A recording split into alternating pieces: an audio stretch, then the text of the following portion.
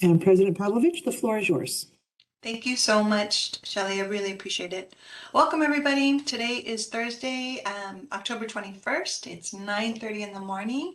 We are starting with our board meeting today. And just before we do anything, one wanted to say hi and just kind of we got an email just reminding everybody we're going to practice the camera thing, which is exciting. We're not going to just be keyboard warriors. We get to utilize our camera. So anytime we partake in conversation and you're ready to add to the conversation, just put your, in lieu of the hand function, we are just gonna, put your video on when you're ready to contribute to the conversation. That way I know, you're ready to talk. And so we're gonna try that as we transition from no camera to having a camera, and hopefully soon, maybe hybrid in some meetings. So excited about that. So thank you for making that happen, DCA and board staff. Let's, Beata, before we get started, can we take roll call to make sure we have our quorum? Yes, of course. Richard Bookwalter.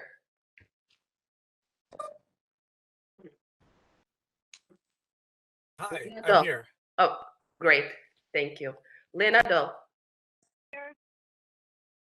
Denise Miller. Here. Jeff Farrell. Here. Sharon Pavlovich. Here. And Beata Marcos here. Everybody's present.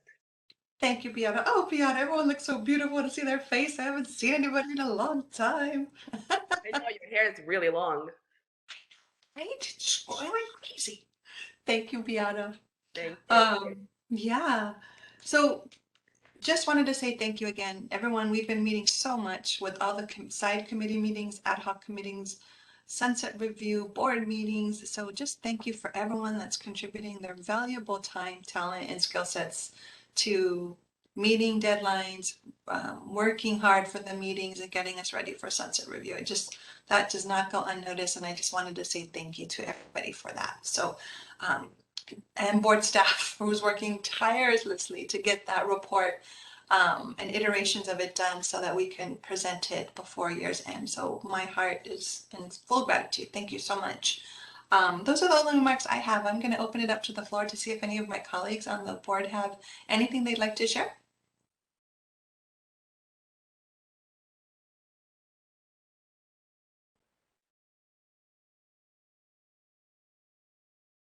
No board member comments? Sorry, I have something. This is Richard. Okay. Richard, you want to put, yeah. Hi, Richard. Oh, I think you might be muted now.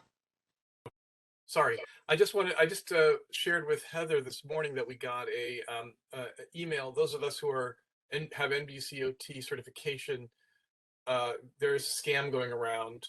There's some counterfeit board letters going out and phone calls going out to people in other states from other boards saying your license is in risk, you're going to be in jeopardy, you have to pay us $5,000, and we will help you get your license, keep your license from being taken away, or reinstate your license. And they have very legitimate looking letters where they're stealing the logos of the other boards. There's one from Minnesota in the email. So anyway, it is a concern that NBCOT has shared with practitioners who have certification from NBCOT, but it's something we might see. So I just wanted to make people aware of that. Thank you, Richard. I know in the educational system, we got hit a couple of weeks ago. So I got an influx of emails just from all my colleagues, like, what's happening? And then I think Heather, were we trying to drop something from the board, or did we tweet something out? Or I know that was in the works, trying to make our consumers aware that this is out there. Do you know any updates by any chance?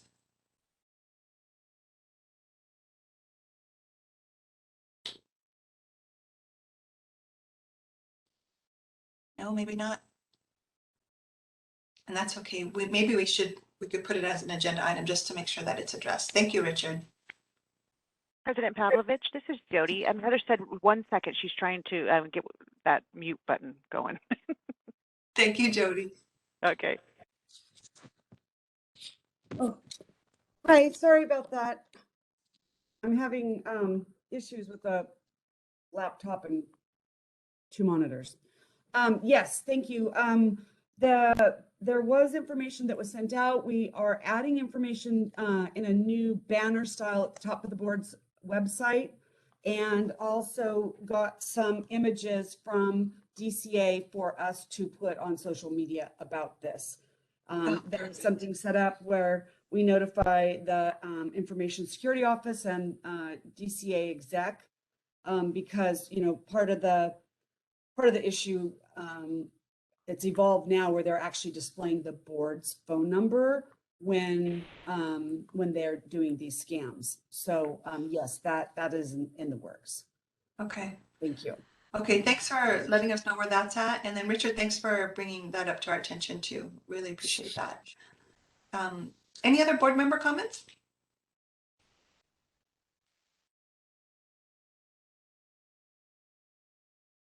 No? Okay.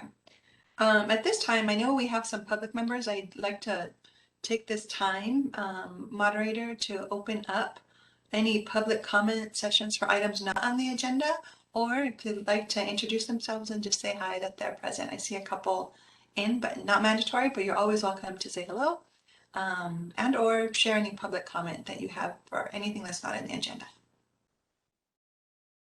This is the moderator. And Janine, if we can show the public comment slide, please. So for today's public comment, we will be utilizing the Q&A feature in WebEx. When we call for public comment, if you'd like to make a comment, you can click on that Q&A icon on the screen, which looks like a question mark inside of a square. Type the word comment into the text field and submit that to all panelists.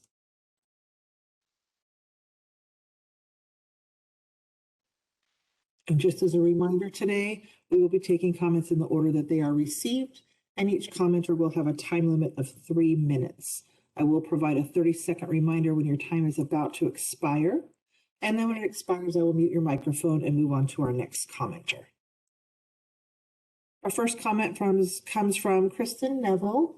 Kristen, I've sent a request to unmute your microphone. You should receive an unmute me button that pops up at your end. And if you click on that, it will unmute your microphone.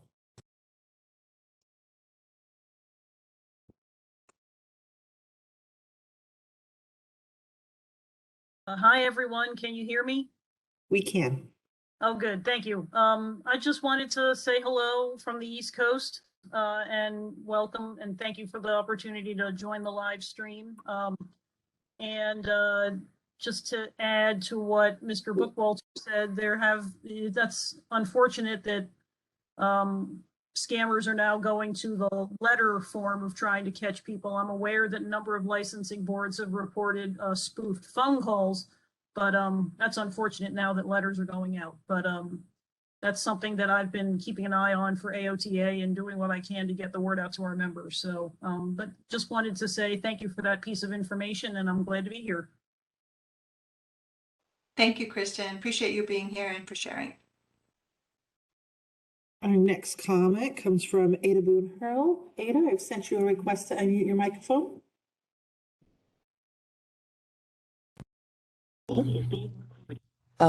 Just wanting to, COTA Program Director, Sacramento City College, and just to introduce myself that I'm here today and thank the board for the very busy and robust fall that you've had on working on all of our behalf. Thank you very much.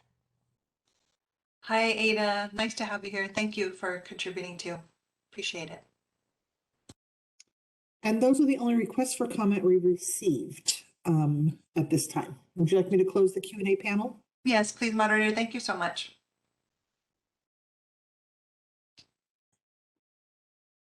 It is closed. Okay.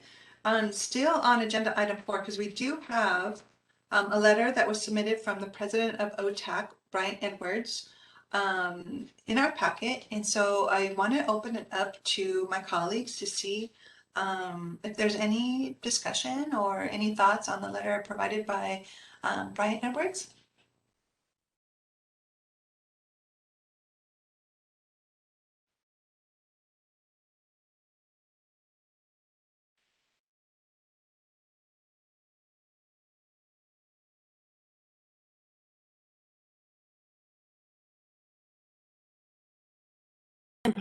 Pavlovich, this is Denise. Hi. Hi, Denise. It's good to see you. You as well.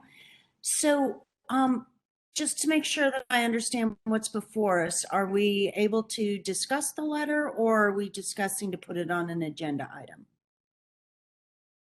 I think we're discussing to put it as a future agenda item. Got it. I would make a motion that we put it on a future agenda item. Okay.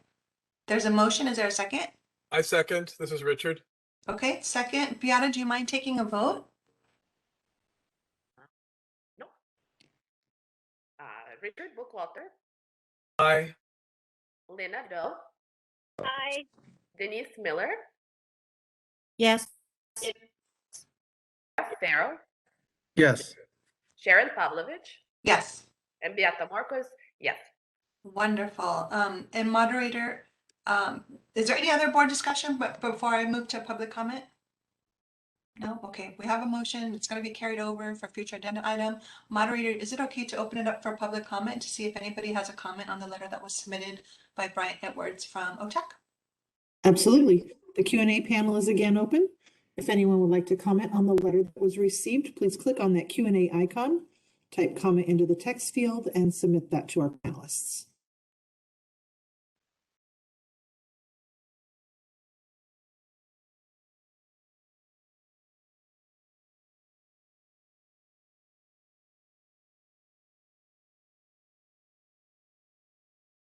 Not seeing any requests. Would you like me to close the panel? Yes, please. Thank you, moderator. It is closed. Okay. Right, we will move that for a future agenda item. Thank you, Brian, for supplying the letter for the board. Appreciate that. Okay, we're going to move on to agenda item number 5, the Sunset Review Committee report and recommendations to the board. Sorry. Okay. So on agenda item number 5, it says, we just met, the review board met, and what you've seen in the very first part, the teleconference Sunset Review Committee highlights has all the bullets, all of the following documents, amendments that were made, discussions that we had as the Sunset Review Committee, up for the rest of the board's perusal, comments, to see if they were okay with the amendments suggested and made, and onward. So this one face sheet, this meeting highlight is going to be important as we review sections, going by section and section 1, 2, 3, and 4. And so we will do that. This, like I said, this kind of hold on to that meeting highlights. We can refer to it as we go through the sections. But that's the highlights. Are there any questions on the highlights?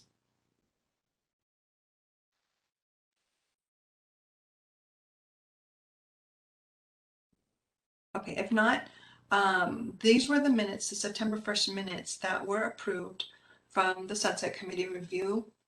We have that up there, they were accepted. So just wanting to see if there were any comments from the rest of the board regarding the minutes, the September 1st minutes.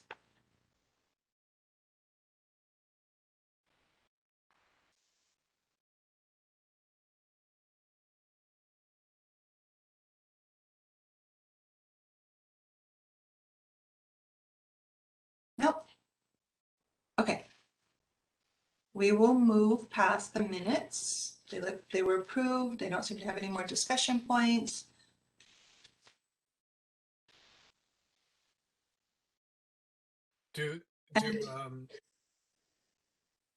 I move to accept the minutes.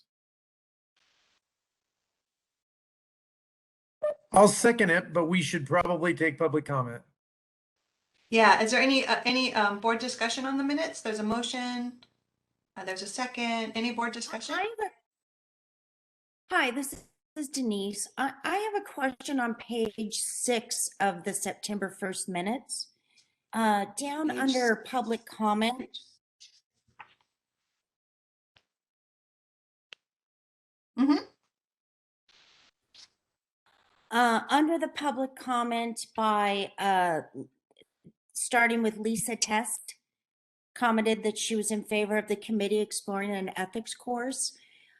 Just wondering, are we taking that recommendation into consideration in either as the board or as the Sunset Committee? Has anything been done with that?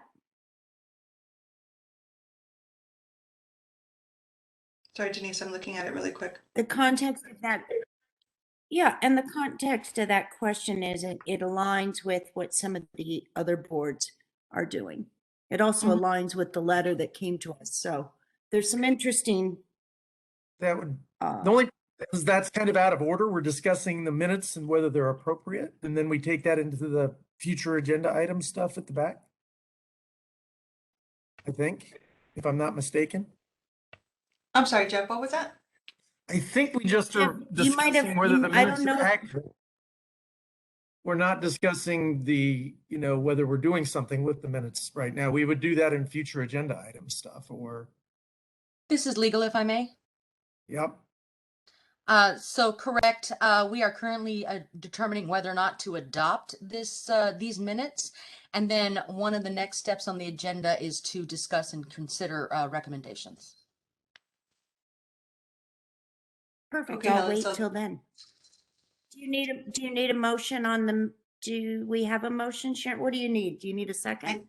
I I know there was understood that we had a motion and we had a second, and now we're in either board or public Got it. comment. Got it. right, so now we're just voting if we accept the minutes, and then we could have the discussion and questions. Sorry, Denise, that she had. So, correct? I hope now I'm all confused. I think that's right. There's a motion, there's a second.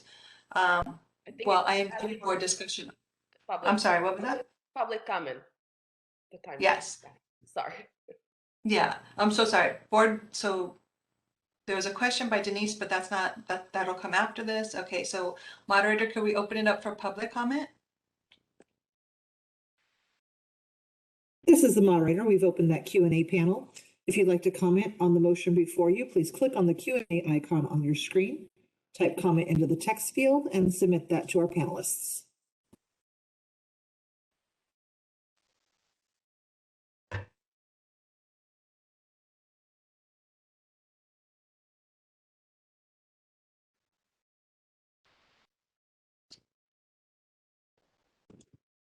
And not seeing any requests, would you like me to close the panel? Yes, please. Thank you, moderator. It is closed. Okay, so we had the motion, we had the second, and now we're doing a vote just to accept the minutes. And then we can ask to put something on a future agenda if I understood correctly, correct? Okay. Beata, do you mind taking the vote? No, of course. Richard Bookwalter, Yes. Lena Doe,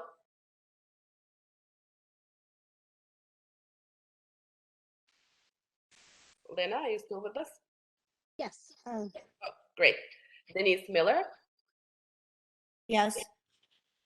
Jeff Farrell, Yes. Karen Pavlovich, Yes? and Beata Marcos, yes. Okay, thank you, Beata. The minutes are accepted. And now we'll move, I think, Board Member Miller wanted to ask a question. Board Member, do you mind asking that question again?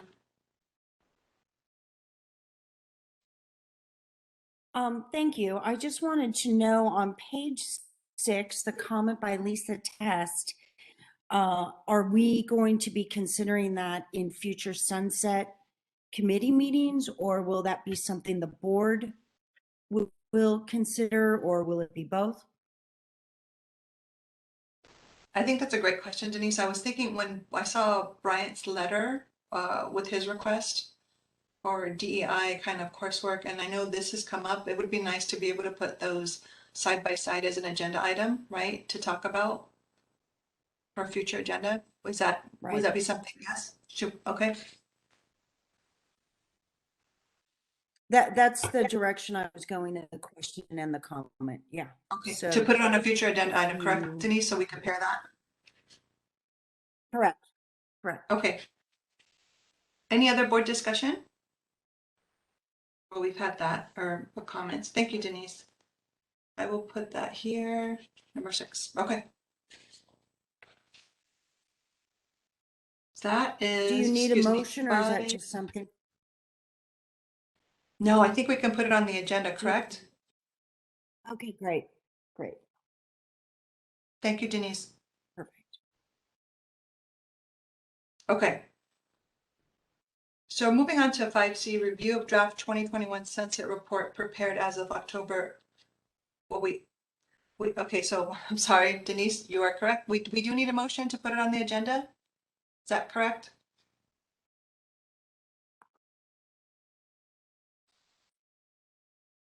Okay, This is I Richard. make a motion.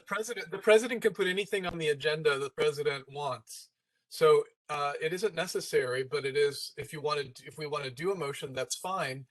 It is part of the Sunset Report Committee discussions about future actions having to do with the Sunset Report, since it's on the 2016 Sunset Report.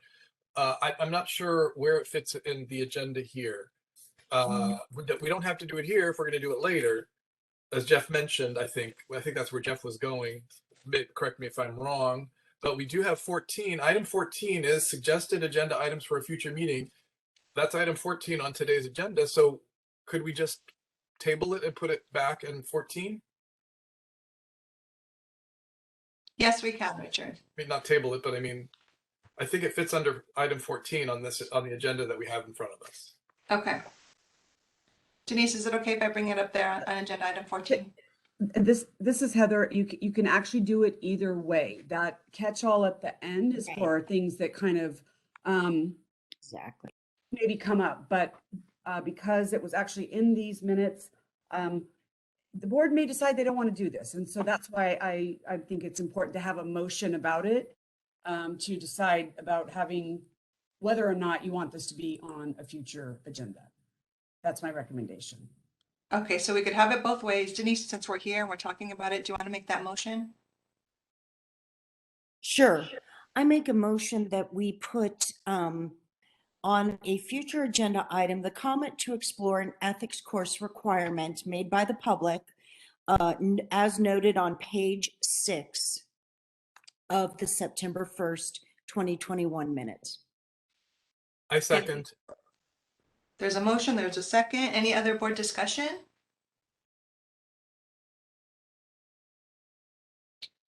If not, moderator, could we open it up for public comment? This is the moderator. We've opened that Q&A panel. If you'd like to comment on this motion, please click on the Q&A icon on your screen, type comment into the text field, and submit that to the panelists.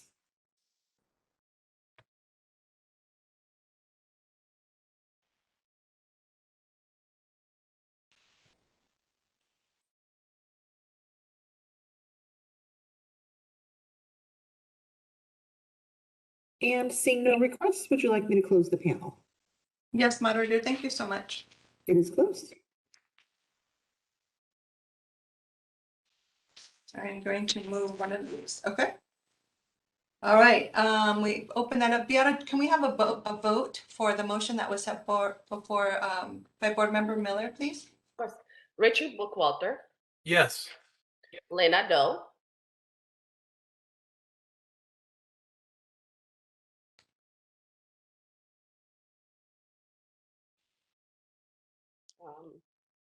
Member Doe, you are muted. I'm sorry, Member Lena. Doe is muted. I'll come back to Lena. Denise Miller, Yes.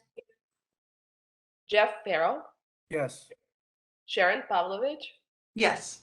Beata Morcos, yes, and then we're just waiting for Lena Doe.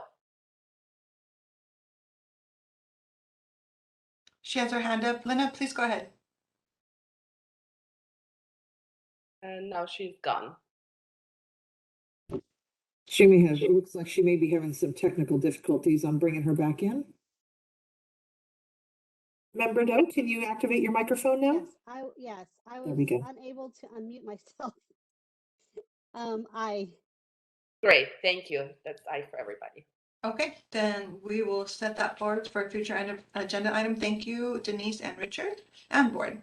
Okay.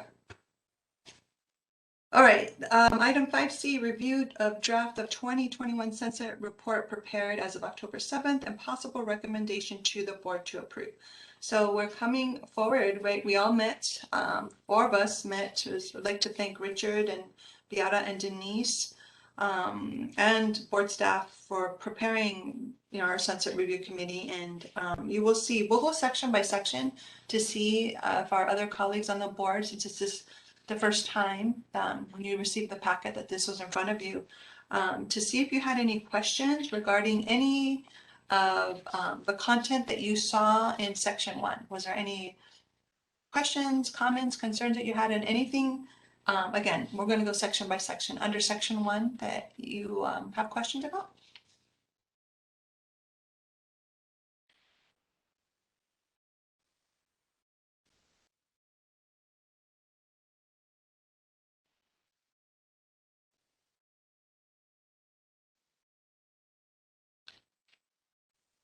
No? Okay, is there a motion for, Heather, would it help to, if there is no discussion per section, since we're on here, would it behoove us to vote as we go section by section? If there are no comments, I would just keep going. And then that way, if there is a section that there's a comment, then you can have a vote on that in case, there isn't consensus on the issue. That's what I would recommend. Okay, so we'll just continue to go all the way till we finish section 5. Okay, so there looks like there was no discussion on section 1. I'm wondering, however, if I should open that part.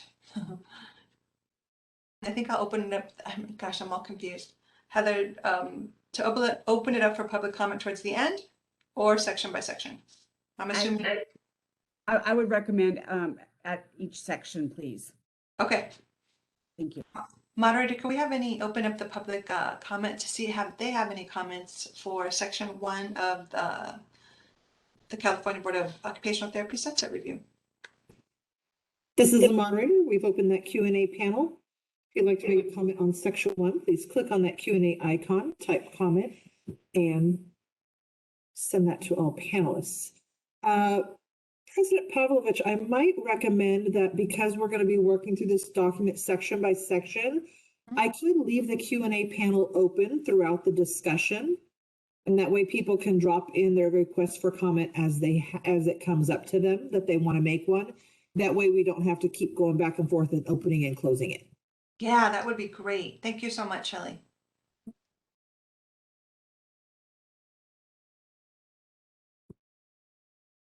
So we do not see any comments, requests for section 1.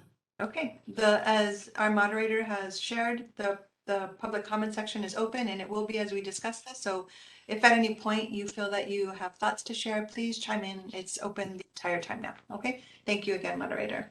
Okay, let's move on to section 2. And I will ask our colleagues on the board to see if there are any questions that you have here.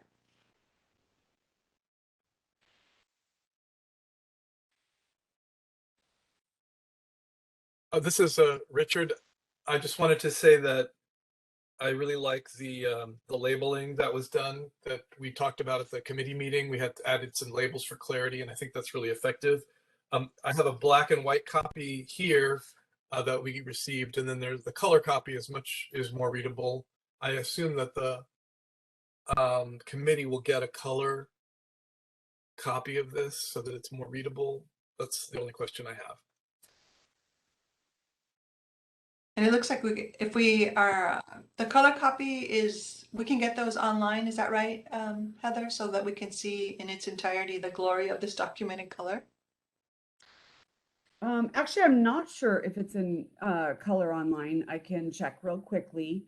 But what the email one you sent is in color. The PDF you sent is in color. Okay. Okay. This is. I was going to label. suggest. I'm looking at it now, and it is in color online. Wonder. What I was going to suggest, because there's going to be, this is going to be reproduced again for a future committee meeting as well as the board. And so I would just wait until the end at the meeting when the board is reviewing it to actually adopt it. And we will provide it in color at that time. Okay, Thank you. thank you, Richard. Okay, so I know I appreciate also the amendments that were made in terms of the information on the figures on the left and the right, those axes that we talked about that makes it, and the headings clear as well. Any other board discussion for section 2?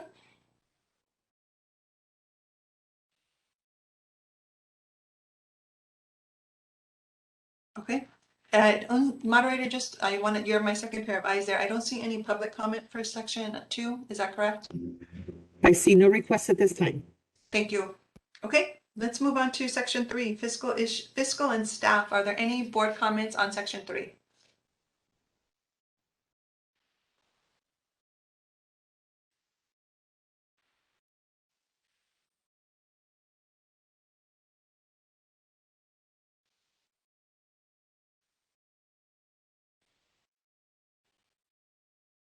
Okay, now I also don't see any public comment. No, Confirmed, none at this time. okay. And it's very funny. I'm wondering if I can't see the header here on my section 4. Can we scroll to section 4? Is it possible to do that online? I'm trying to find. Mine jumps from section 3 to, where did my 4 go? I'm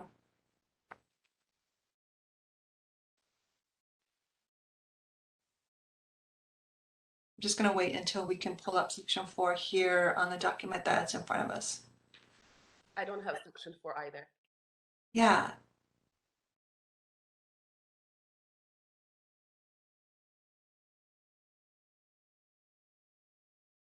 Can we scroll on the, I know someone's probably working on it, right? Scrolling on the document to section 4. I don't.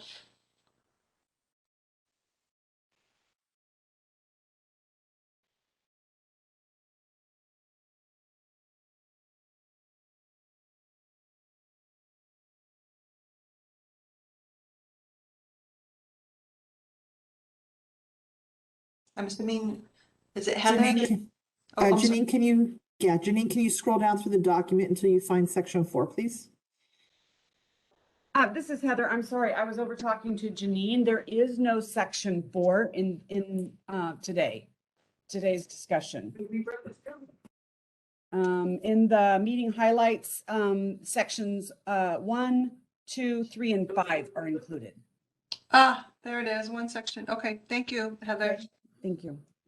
And we do have one commenter indicating that they don't see sections 2 or 3 in the document. So maybe Janine, if we can go to those. Yeah, 2 or 3 they're part of the same, they're not highlighted by those yellow dividers. But let's look so that the public or whoever can see them. Section 2 and 3. 1 is the only one that's delineated by itself. And then let's scroll to that.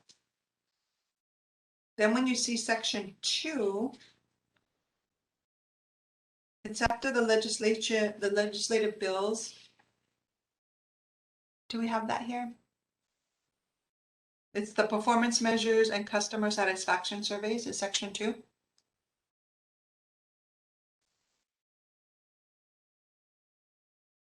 We'll just give a minute. I know this is a delay in trying to get those up from scanning. So, but was it a board member or a public that couldn't see it? I'm sorry. Do you know? It was a public member. Okay, we'll get that to you. There's a little delay time in trying to get the document out of pause and then scan in with all the bandwidth that we're using. So it'll just take us a minute and then we'll look at section 2 so that you have a chance to peek at it in real time. We'll just take a little pause and then when we see it, we know board has it up.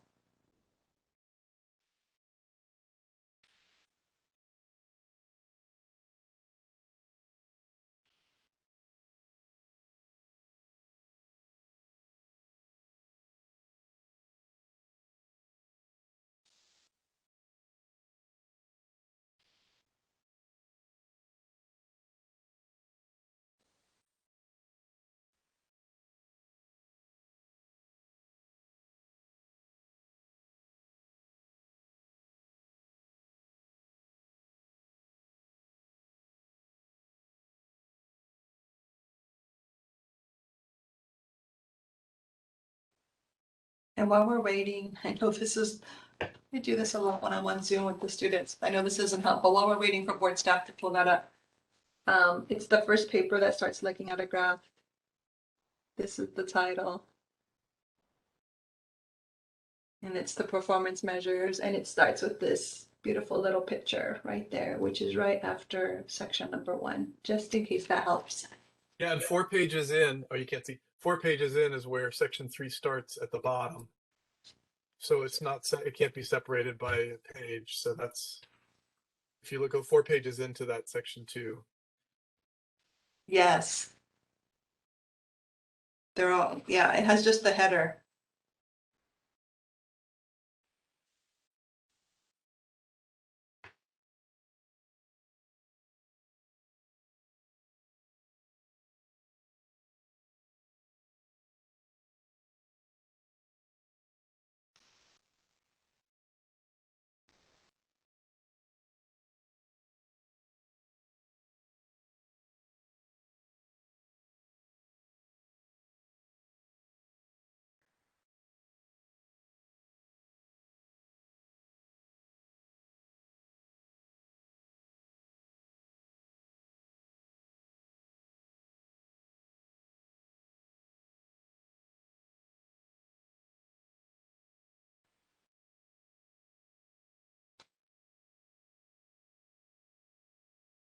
All right, I see we're having a little bit of technical difficulties, so bear with us.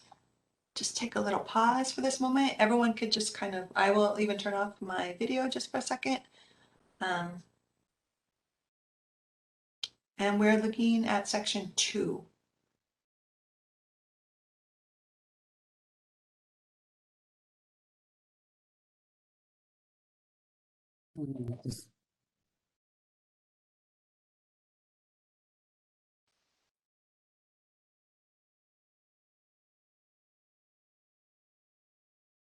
Hi, Shelley, this is Heather. Could you please change my settings so I can share my screen?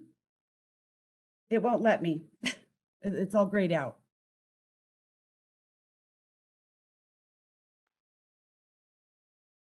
Heather, you show up as co-host. You don't have any share screen? You and Jody show I up. just transferred you the presenter role, Heather. Thank you. Okay, just one second. No, I don't know. Sharon, I know I'm a co-host, but maybe because there were already 2 or something, but all of my options were grayed out. Yeah, it's probably because there were 2. You're right. I see you and Jody as co-hosts. Yeah, just one moment, please. Sometimes it doesn't like to share the power.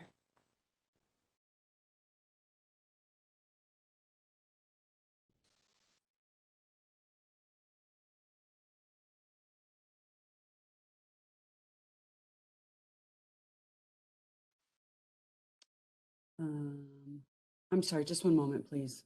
Mm-hmm.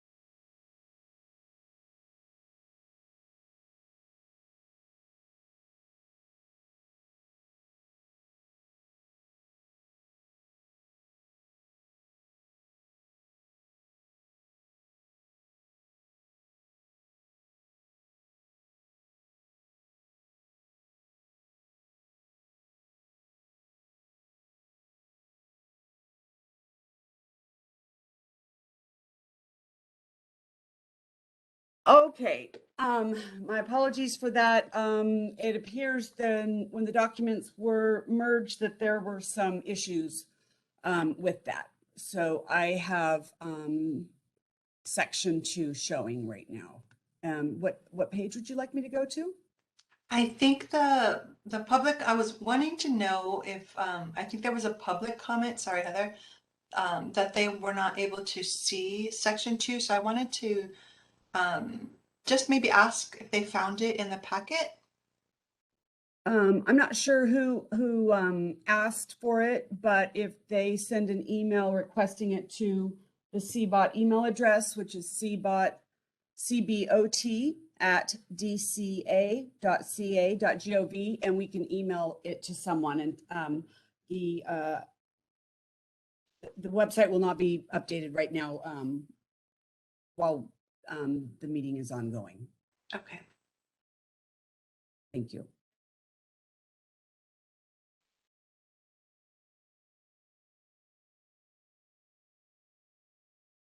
Okay, so maybe you can scroll just a little bit, Heather, slowly down section 2 in case the public wants to review the document. Because I think it's only a little page and a half before we get to section 3. Okay. Just 1 second, please. I'm sorry. I've got the 3 camera thing going on. I mean, the 3 monitor thing going on again, and it's okay. So section 2 talks about the performance measures. Performance measure 1 shows cumulative totals of the complaints and convictions for each of the fiscal years showing. Let's make this a little bit bigger. I'll just do, Sharon, do you want me just to keep going? Yeah, Heather, just Okay. scroll. We'll And just scroll and then go to section 3 until we get to section 5. Okay, because, and I can't see if somebody makes a comment, so somebody will have to let me know and then I can stop. If somebody goes, wait, I want to talk about this or something. Yeah, and I'll have Shelley monitor the Q&A just in case, but if we don't hear from her, I'm assuming we could just continue scrolling. Okay, thank you. So performance measure 2 identifies how many days from the date we receive the complaint to the date it is assigned to someone. In fiscal years 16, 17, and 17, 18, the board's target was 2. In 2018, the department as a whole decided to change it to be 10 days for everyone, since the different boards had different target timeframes. Performance measure 3 about the cycle time for like basically a desk investigation, meaning that it's an in-house investigation and it does not go to the Attorney General for formal disciplinary action. So again, the target is 270 days, which is, depending on the year, we usually meet it, but not always. Just keep going. Performance measure 4. Now this is the number of days from the date the complaint is open until a decision goes into effect, and that means formal discipline against the license.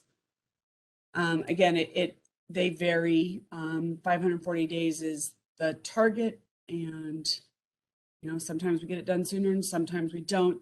Also, it depends on how many cases in that year. For example, if you have 2 cases and one is very high, then of course the average will be higher. But if you have several, and then those are average, then of course that will affect this time frame as well. So when the board imposes discipline against a license, placing the licensee on probation, this is performance measure 7, which counts how many days from the date the decision goes into effect until board staff reaches out to the licensee.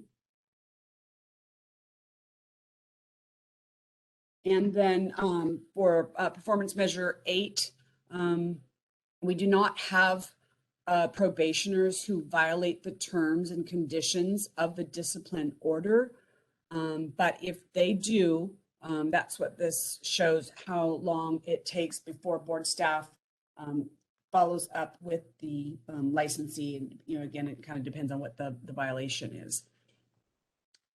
And then for number 2, for the customer satisfaction survey, we have not completed a response for this yet. So under section 3, this is about the board's fiscal condition.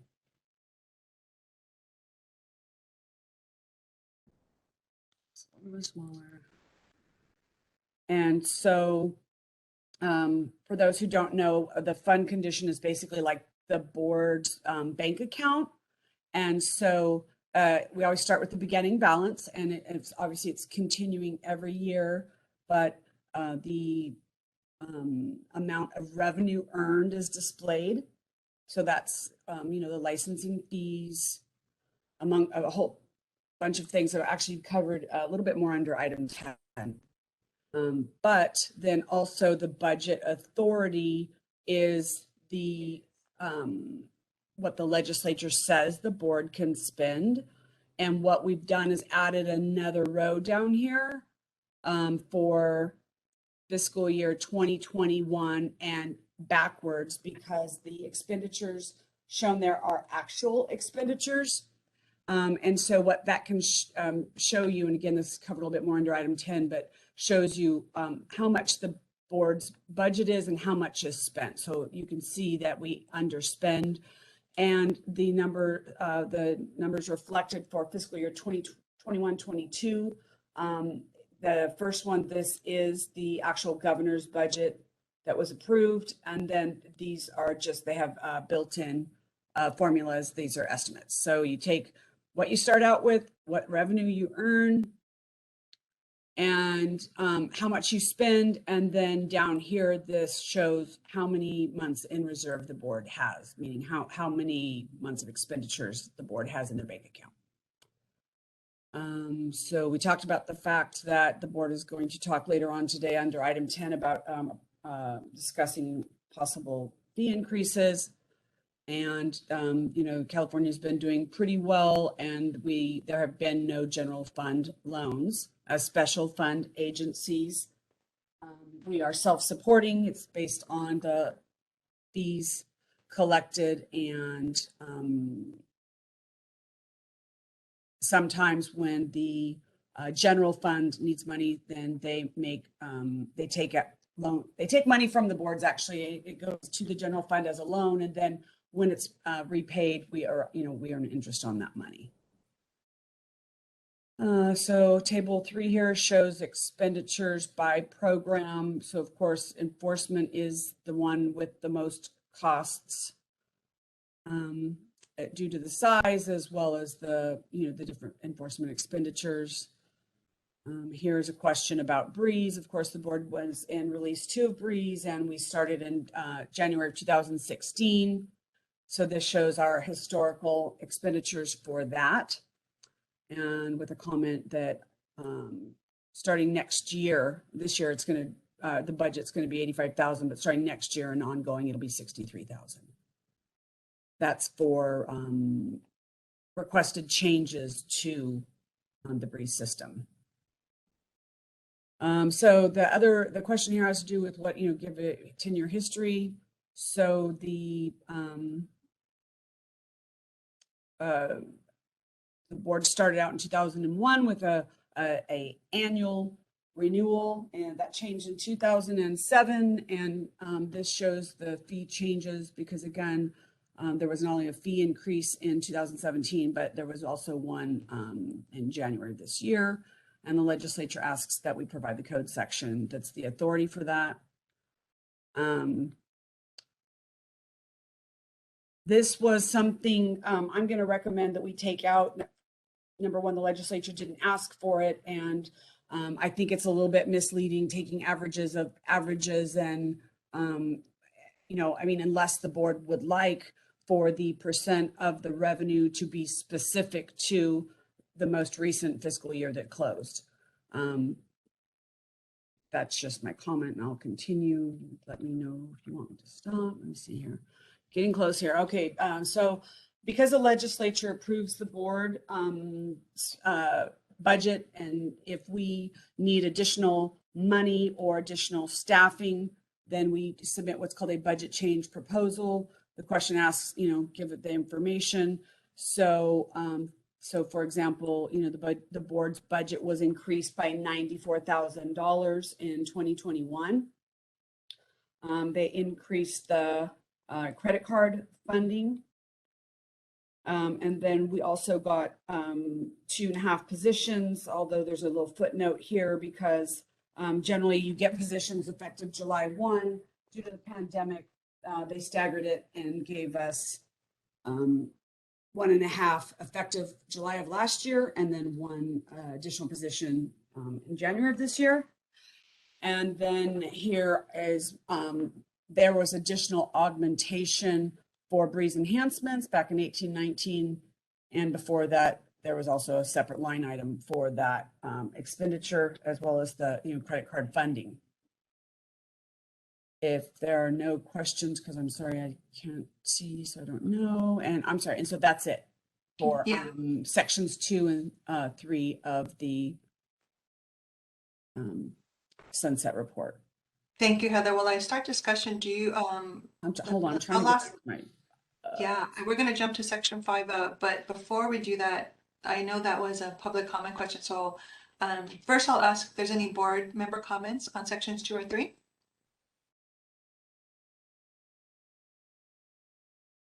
And if not, are there any public, thank you for walking us through and the public through, especially because they couldn't see those 2 sections, Heather. Any public comment regarding the sections that our executive officer was able to show you? No requests received yet.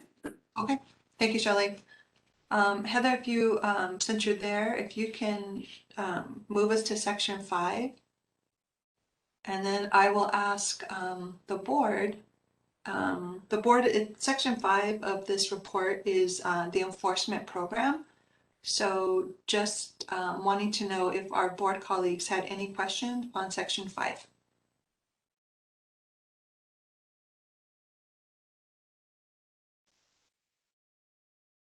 Not me. Jeff? Not me. Jeff, I'm so sorry. I got the end of it. Was it not me? Yeah, not me. Okay, thanks, Jeff. Looks like Lynn, I'm just going to check in. You're okay? Section 5 was okay? I'm assuming so.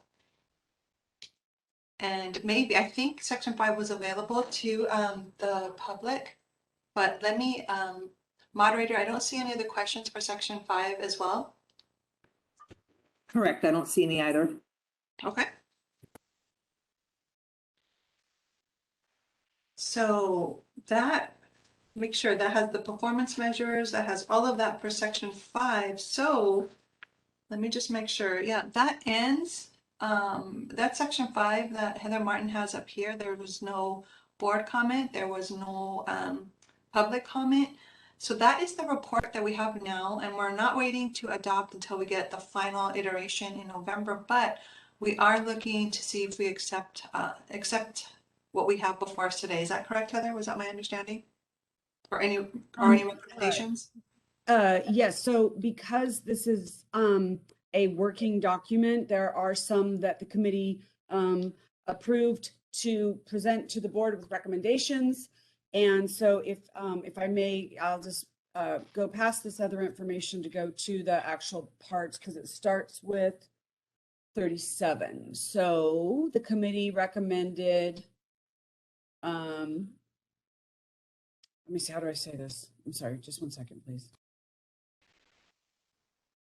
So the committee was not recommending all of section 5. There were specific questions. So question 37 about how cases are prioritized. This is the information the committee saw and they approved it.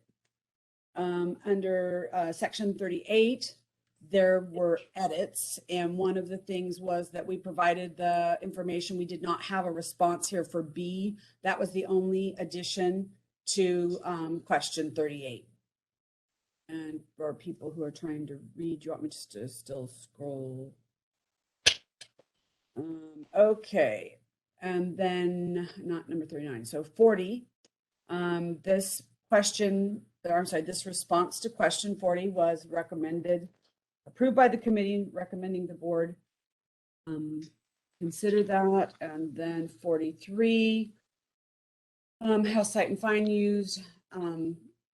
Here's the explanation. This is the committee approved this response to question 43. Question 44, which is details on citations. 45 had edits, and so what we did was we took out we added a figure, because one of the things that we explained is that in the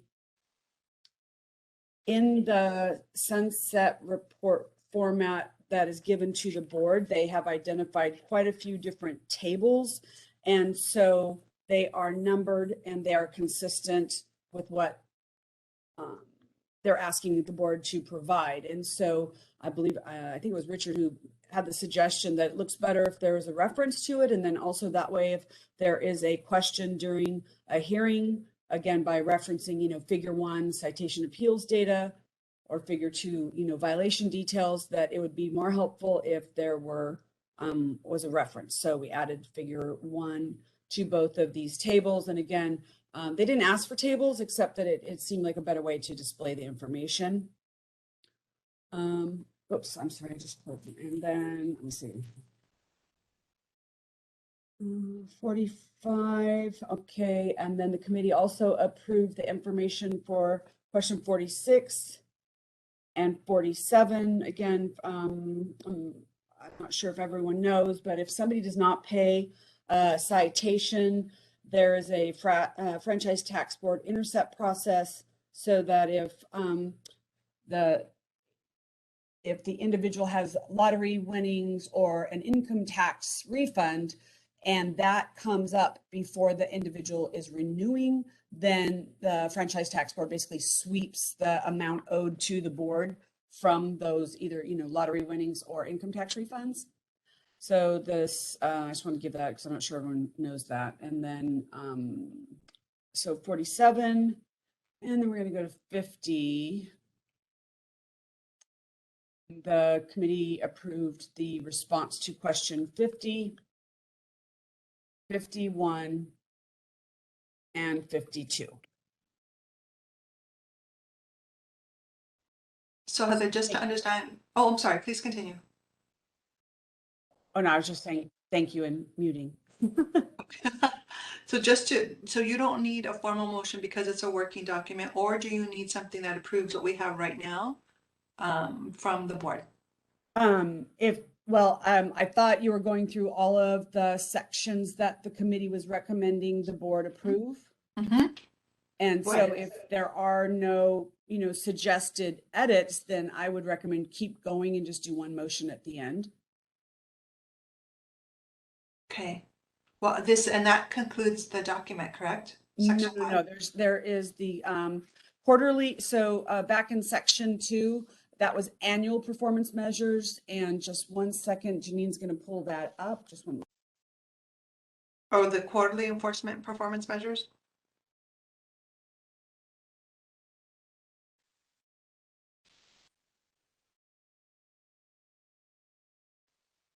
Heather, do you need us to go back to one of the documents we have uploaded? Shelley, I think I'll have Heather chime in, looking at the quarterly enforcement performance measures. Is that right, Heather? Next. My apologies, I am stopping sharing so that Janine can share the quarterly performance measures that will be an attachment to the sunset report.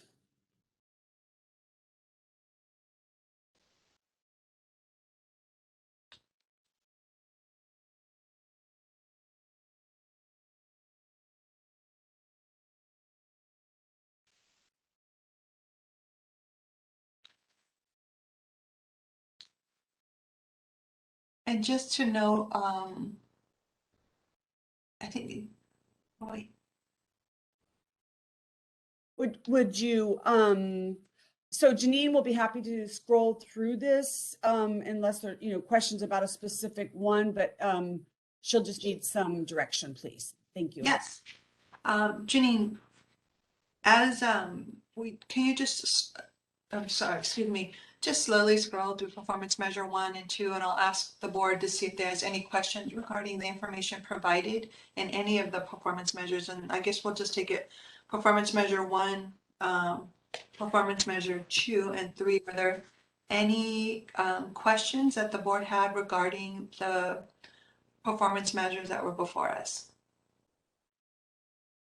Richard, I see your camera on. Did you want to make a comment?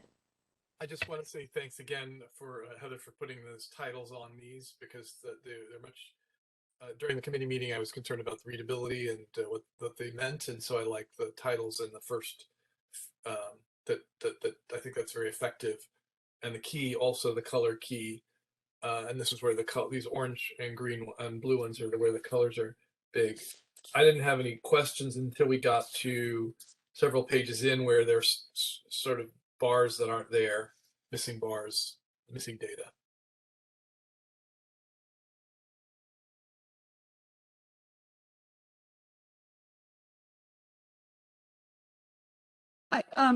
Richard, this is Heather. I'm sorry. Which one were you talking about? Further down. Okay. I'm sorry, what performance measure? There's no page number. Performance measure 7. Thank you. Actually starts performance, the last fiscal year 2020 and measure 6. Some of the measure 4, there's some bars where they're blank. Like if you go to measure 4, for this one, for example, August of 2021 and December have no bars. So does that mean there's zeros or there's no data? And then down below on performance measure 7, there's a highlight that says FY 2017 no data / graph that's in yellow highlighter. And I'm just wondering, is it because it's not available? And This is Heather. So for that fiscal year, there was insufficient data in the Tableau reporting system, and it would not generate a graph. Okay, can you superimpose like an asterisk and then put underneath insufficient data or something to indicate why there's nothing there? I'm not sure. Yeah, and then erase the FY 2017 no data graph, because that isn't really, that doesn't clarify why. Yes, we will pull that out. And I don't know if you could do that for up above, the graph above it, the previous performance measure were the August and the December. Are those also insufficient data, or are they zero? Nope. Nope. Well, okay. On this page that we're looking at, the bottom graph, or the top graph here, it doesn't matter. The top graph here, August is got nothing. There's no bar for August and there's no bar for December, but there are bars for all the other months, right? Correct, but there won't be, if there was no discipline effective that month, then it will not show anything.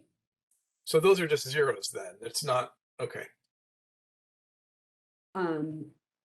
Yes, there was no discipline that went into effect that month, and so it doesn't show the days.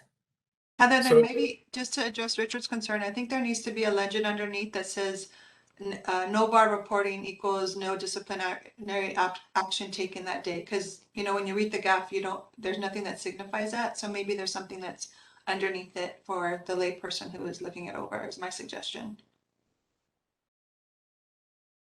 Okay. Or you could put a zero. You know, you have numbers for July, you have a number 716, September, you have a number 1305. And then August, you could, I mean, there's no bar, but you could put a zero there. I don't know. I don't know if that's. Well, That would work too, Richard.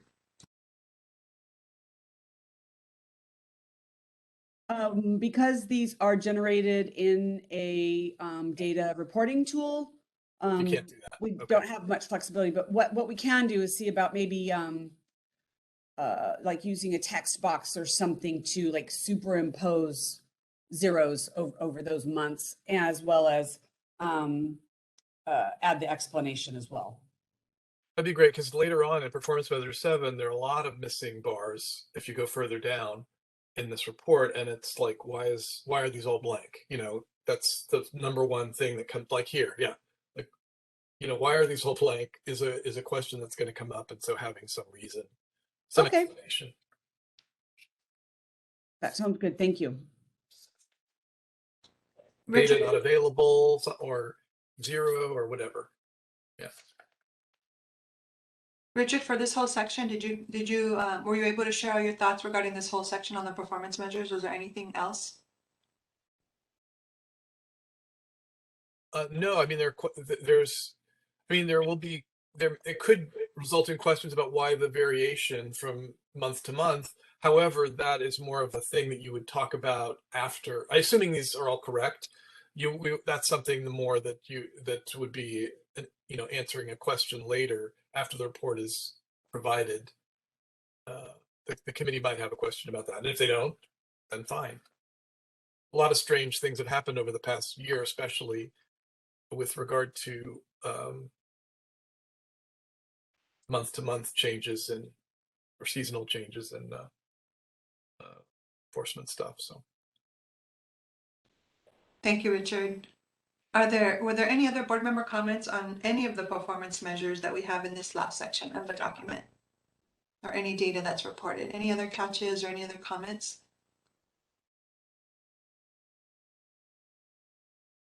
No. Moderator, I don't see any other public comments regarding this section either. Is that correct? That is correct. I do not see any requests for comment. Okay. Okay. Heather, this concludes this document, correct?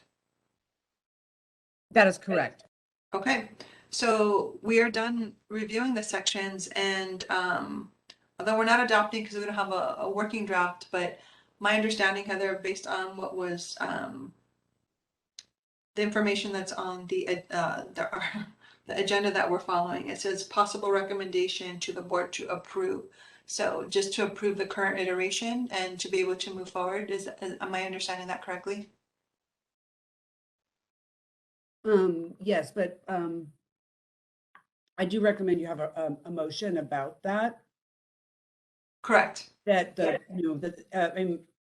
I mean, this is a committee's recommendation, and so of course the board always has the flexibility to either accept a recommendation or reject it, do their own thing, or even like fine tune it. So, I would just recommend that. Yeah, is there the Census committee presented this before the board, and so now we're just asking for the board to see if there are any other recommendations or acceptance of this through a motion. So I will wait to hear back from my colleagues. I'll make a motion that we accept what was recommended with the modifications that, excuse me, let me put my video on. I can figure that out on my handheld. Sorry for that. Can you see me now? Yes. I recommend that we accept the recommendations as written with the understanding that there may be modifications as discussed by Heather Martin. Thank you, Jeff. There's a motion. Is there a second? This is Denise. Thank you, Denise. So any other board discussion?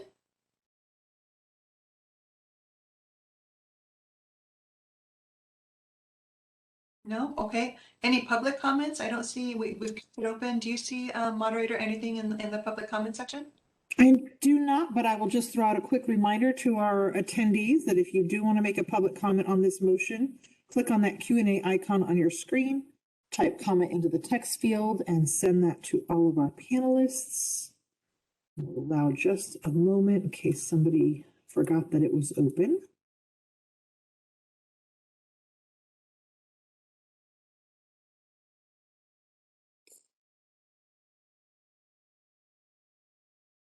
I'm not seeing any requests. Would you like me to close the panel up? Yes, please. Thank you, moderator. It is closed. Okay, so we've had a motion, board discussion, public comment. Piata, do you mind calling out our names for the vote on the motion before us? Richard Bookwalter, Yes.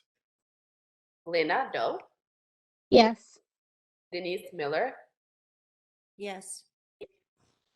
Jeff Farrell, Yes. Sharon Pavlovich, Yes. Beata Marcos, yes. Wonderful. Motion carries with our quorum. Thank you so much for that, Piata. I was hoping we can do, unless I hear otherwise, move on to item number 7, the OTD committees, and then we can take a break after that if that's okay with everybody. Yeah. Okay. That was agenda item number 5 and then 6. So agenda item number 7 is the OTD committee's report and recommendation to the board. So when you open up our the highlights, right, there was highlights on the committee. I really want to thank all the people that were on it. We had a nice array of colleagues from our OT profession contributing to thoughts regarding, moving forward, especially this idea of the capstone and what supervision looks like. And you'll see highlights here that were on the very first part where we met, and you'll see what C, it says some of the stuff that's underlined, right? Any person completing a supervised entry level doctorate, capstone, or experience, or fulfilling the supervised fieldwork experience requirements. And then it says, it kind of highlights the information that we've talked about here. And so there was a robust discussion of maybe a suggestion of what this might look like, and especially in this highlights, when you look at section D, that was amended to use neutral language in addition to some of the strikeouts. You'll see in section E, that was Can we talk added. about section D? Yes, please, Richard, go ahead. Oh wait, this is the minutes. Or no, these are the meeting highlights. Yeah, can we look at the Yeah. OT committee meeting highlights, section D? Yes, let's go there.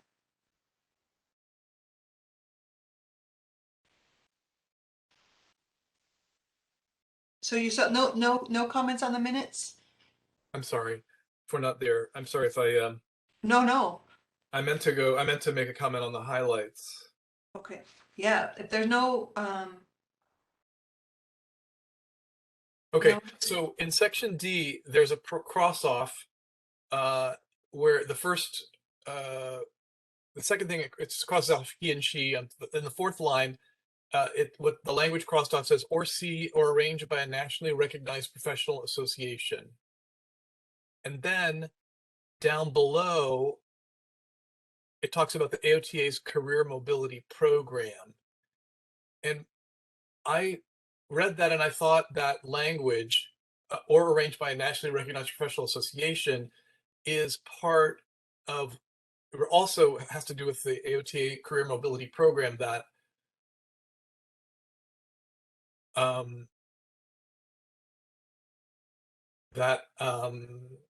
had special classes or something that AOTA arranged that were not part of the educational.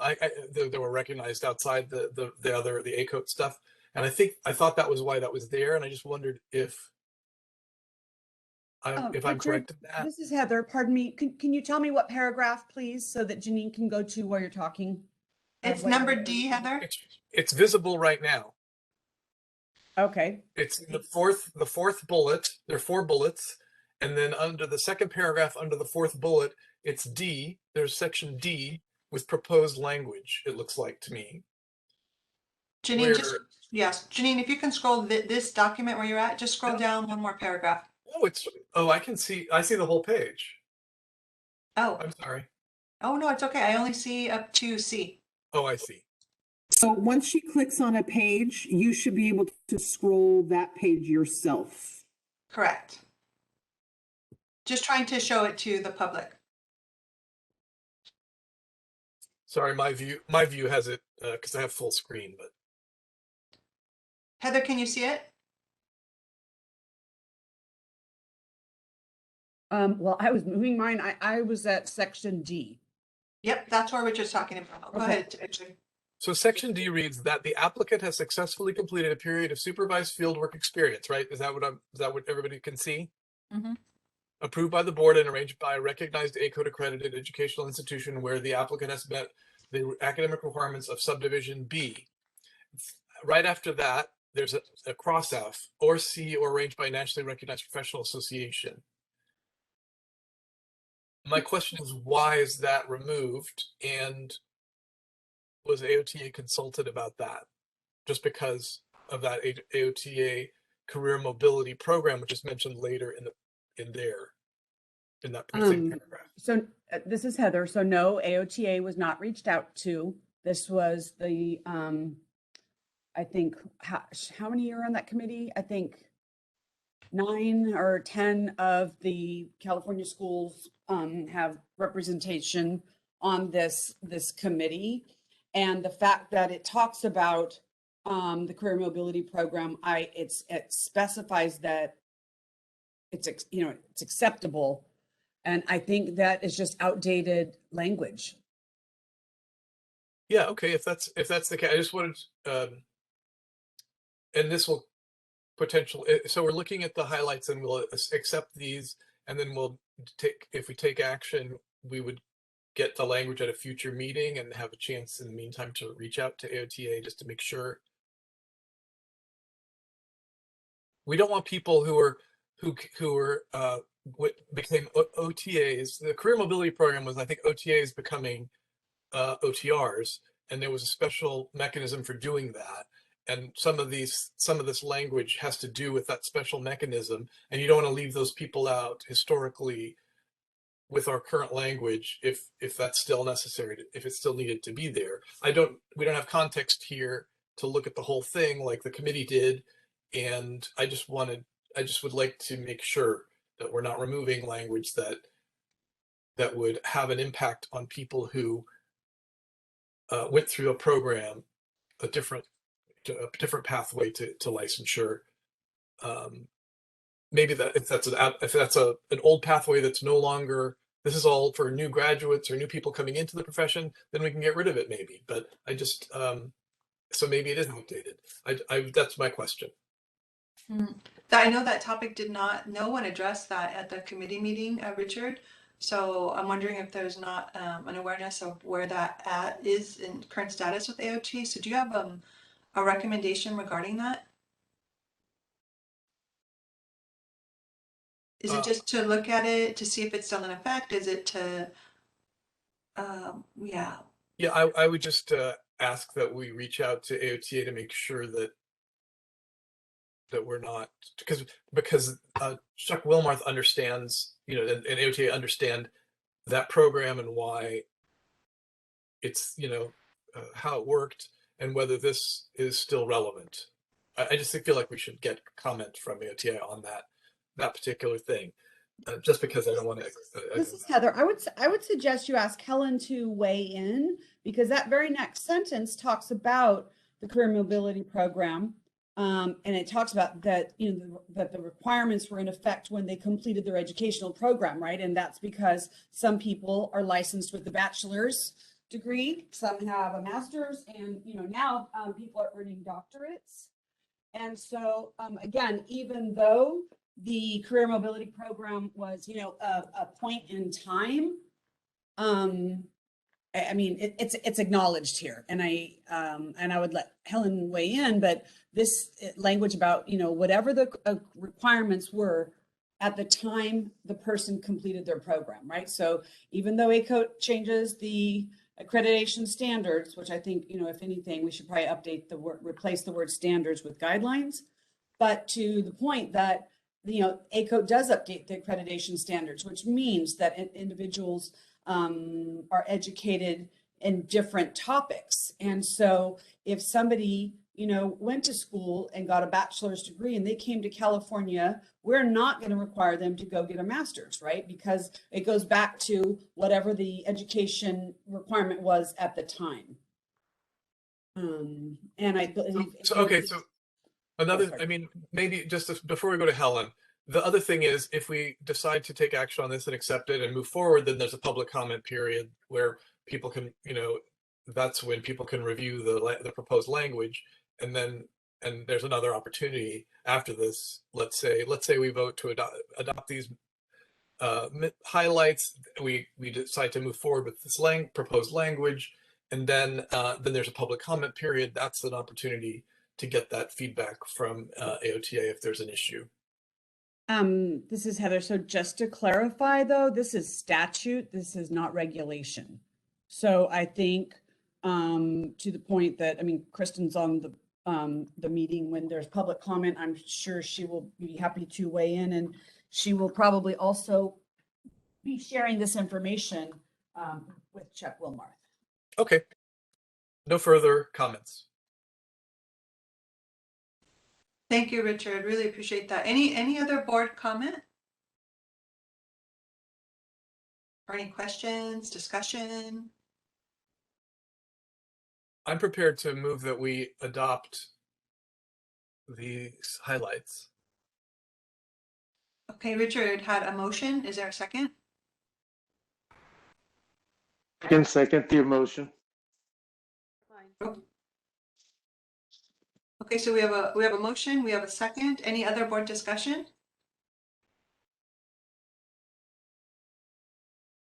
If not, Sure. I'd like. Oh, President yes. Pavlovich, I have one question. I'm going to just meet the so I head of our understand workforce what development. She needs a ride from the airport. You want to go with me to pick her up first? Hey, Jeff, you're not on mute. Just, okay. Sorry, Board Member Miller, please continue. Just a question regarding, this might be just to staff. Can you just tell me, so I understand what I'm voting on?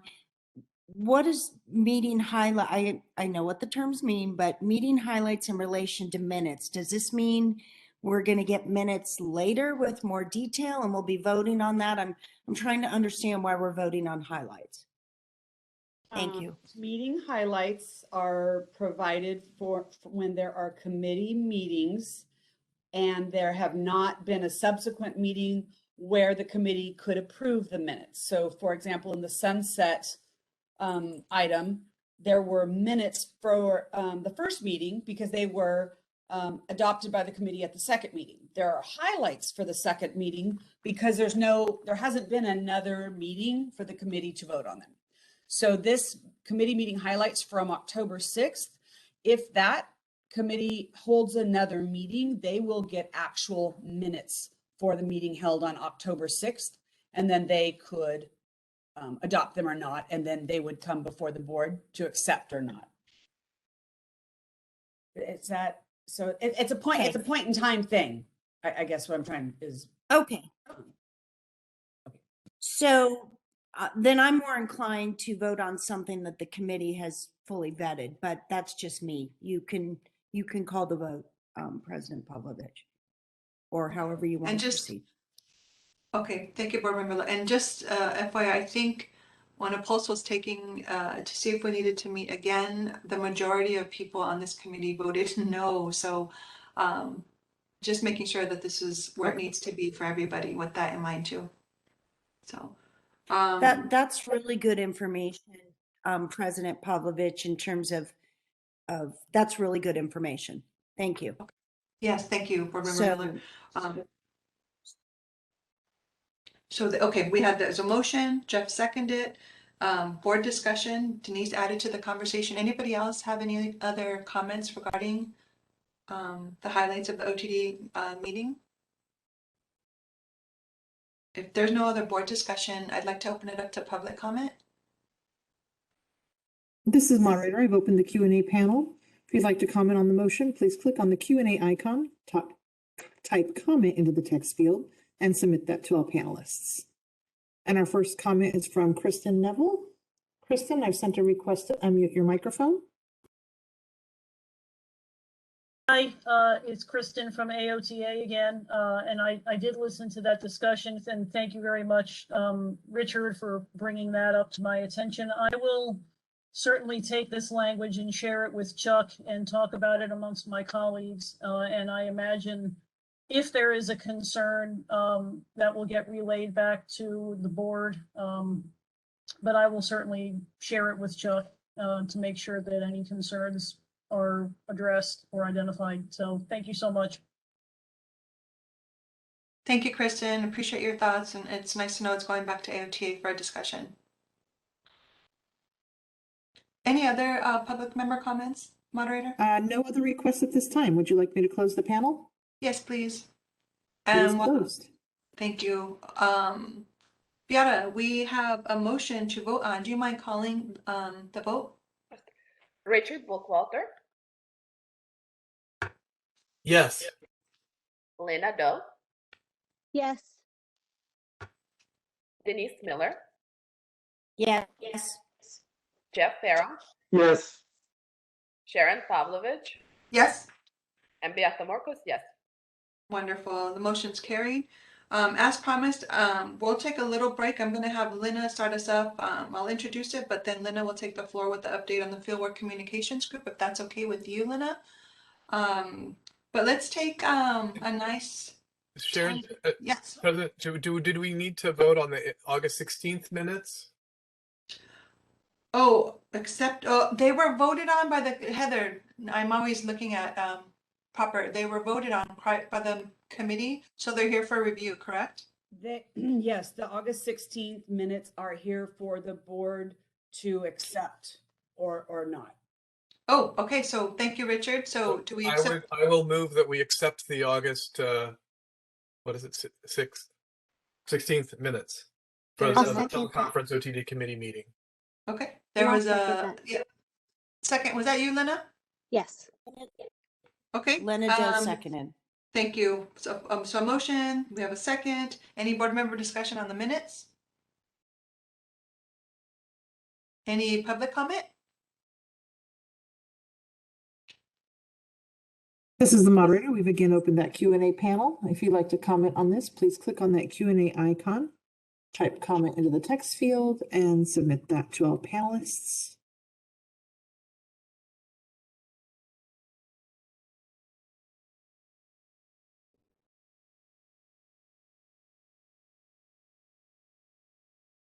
And seeing none, I will close the panel. Okay. Beata, do you mind if we take a vote for acceptance of the August 16th meeting minutes, please? Richard Bookwalter, Yes. Lena Doe, Yes. Denise Miller, Yes. Jeff Farrell, Yes. Sharon Pavlovich, Yes. and Beata Marcos, yes. Motion carries. Good catch, Richard. Thank you for that. We'll take like 10 minutes. It's 11. It's straight up 11. Let's take. Oh, I heard. The the other item on the agenda is the committee's recommendations to the board. And that is the information that was in the meeting highlights. Um,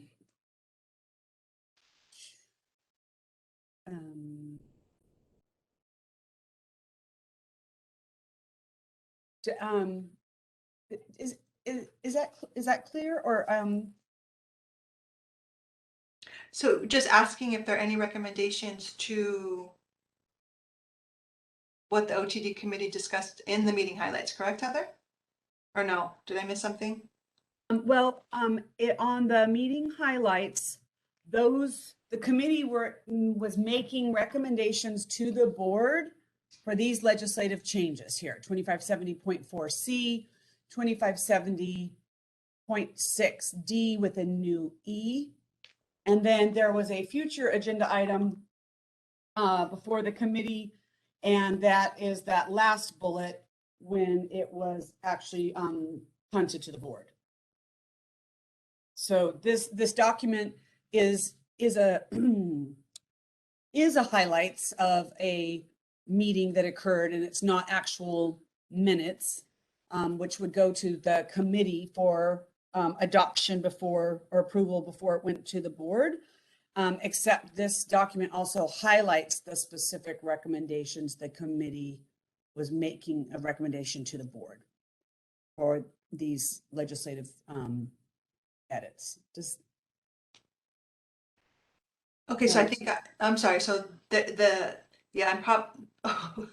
so we split the document. The document is split up into these sections here. Then I'm so sorry because I think I assumed that when we accepted the highlights, but that was actually looking at E. So we're looking at that third bullet and the C underneath it and the bullet underneath it, correct? To see if those are okay for any recommendations or any recommendations by the board or to accept those. Did I understand that correctly? Yes. The committee is recommending an amendment to 2570.4C, which is shown there. And again, that was specifically to update the board's Practice Act, which has no mention of a doctorate, right, or the capstone. And due to the unlicensed practice issues, that was one of the things the committee discussed. And then in D, because in the doctorate program, they complete both a fieldwork as well as a capstone. Excuse me, the committee was recommending adding the A-code accredited. And then because there is this clinical portion, and again, the Practice Act doesn't make a distinction between an entry-level doctorate or a post-professional doctorate. And so this underlined language for an E, and actually we went back and realized that this was suggested by one of the committee members, and the numbering is not correct, but they, the committee, the committee was recommending that this be new language that the board consider moving forward. Okay, colleagues, so taking into consideration the OTD committee meeting highlights C and D for the suggested changes by the committee, completing a supervised entry-level doctorate capstone experience. That was the big discussion, right? Because there's different terminology regarding what supervision means. And so that was the added word there, the added sentence there, completing a supervised entry-level doctorate capstone experience. In C, and you'll see that it is amended for section D. And then section D here below, you'll see what Heather just said, and I'm just reiterating, arranged by a recognized A-code accreditation educational institution where the applicant has met the academic requirements of subdivision.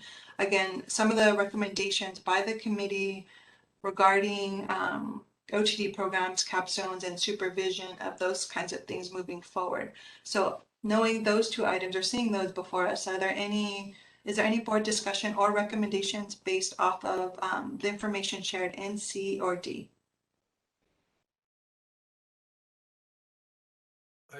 This is Richard. May I speak in favor of accepting this language? And I'm happy to do a motion after.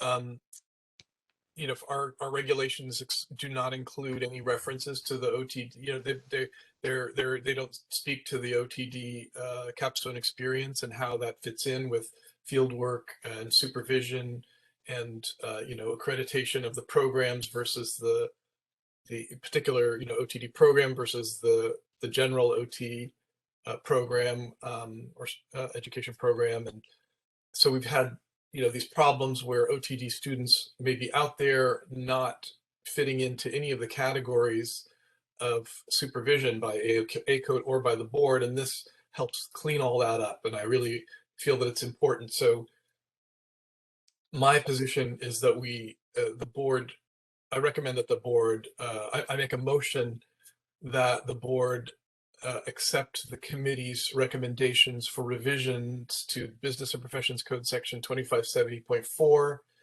and 2570.6 as shown in the OTD committee meeting highlights of October 6th. Thank you, Richard. There's a motion. Is there a second? I'll second. Beata seconds. Any board discussion? Yes, this is Denise. I have, I'm in agreement with the comments that were made by Board Member Bookwalter. What I'm uncomfortable with is adopting something without seeing it in the language of 2570.6. So I'm wondering if there could, if again, it's the will of the board, if there's a consideration that since we have a meeting coming up in November, could the motion really be to bring this back before us as a board to see this language within that regulatory language and then to vote on it at that time in terms of adopting? Just wondering if anybody else thinks that way. Yeah. Thank you, Denise. Any comments, discussion with what Board Member Miller had just shared? I'm actually, I agree, Denise, and I'm happy to withdraw my motion if that's based on that, because it would be better to see it in context.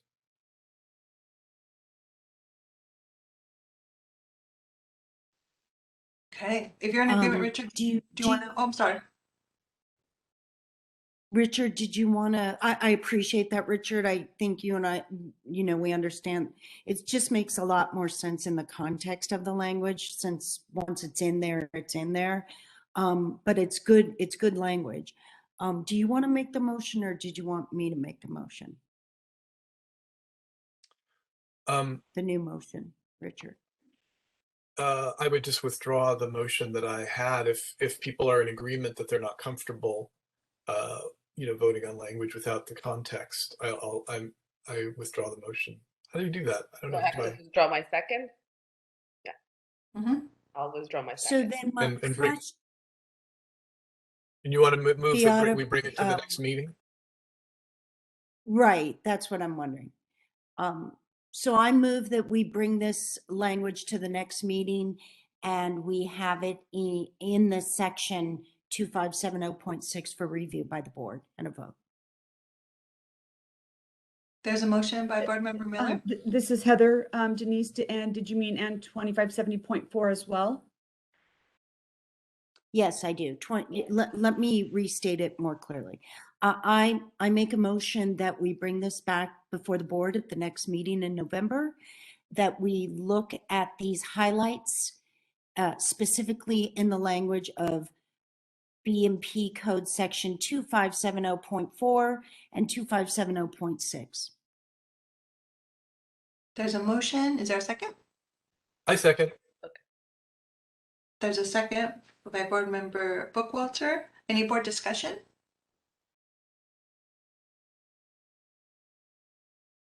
Any public comment?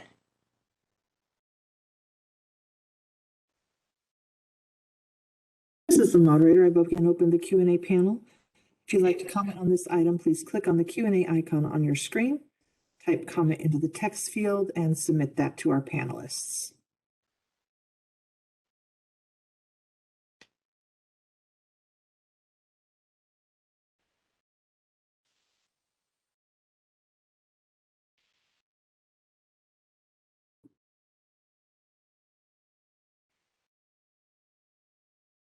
And seeing none, I'll close the panel.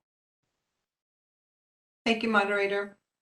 Okay, Beata, do you mind calling the vote for the motion that was on the floor? Richard Bookwalter, Aye. Lena Doe, Aye. Denise Miller, Nothing. Jeff Farrow,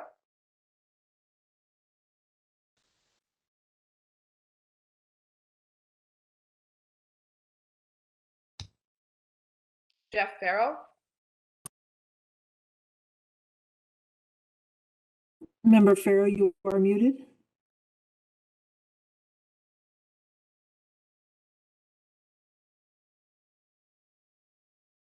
I'll continue for now. Sharon Pavlovich, Yes. Beata Morcos, aye. We're only missing Jeff Farrow's vote. I don't see him responding. So I think that's still a quorum. Sorry, Jeff, we missed you on that one, but okay. Okay. Whew, yikes. Sorry I didn't catch that, Heather. Okay, so that completes section 7, correct? Not quite. No? Oh my goodness, what did I miss now? The last bullet, the committee members request the board review the topic of supervision of students. The last bullet from the OTD committee meeting highlights.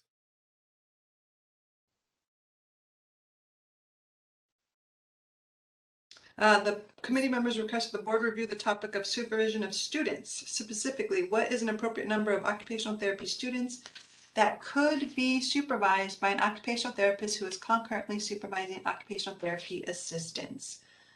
So, I would recommend putting that on the future agenda. okay, can you make a motion, Richard? I move that this topic be added to the agenda of a future board meeting. Any second? I'll second. Beata. Any board discussion? Just to let you know that the Fieldwork the Fieldwork communication groups is actually looking at this, so there might be a dual way in which this is coming before the board. Neither here nor there, just want you to be aware. Oh, that's good information too, Denise. Thank you. Any other board discussion? Public comment?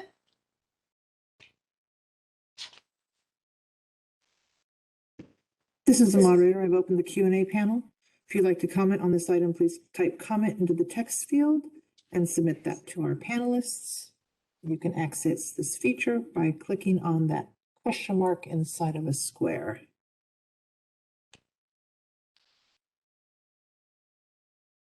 First comment comes from Kristen Neville. Kristen, I've sent a request to unmute your microphone. Hi all, Kristen Neville from AOTA. If I apologize, could you repeat what it is that you're making the motion to table to the next meeting? Thank Yes, you. Kristen, it says the committee members requested the board review the topic of supervision of students. Specifically, what is an appropriate number of occupational therapy students that could be supervised by an occupational therapist who is concurrently supervising occupational therapy assistants? Does that help? She said thank you. Okay, okay. And seeing no other requests, I'll close the panel. Okay, thank you, moderator. Okay, there was a motion on the floor and a second to move this over to a future agenda item. Beata, can we take a vote? Richard Bookwalter, Aye. Lena Doe, Aye. Denise Miller, Yes. Jeff Farrow.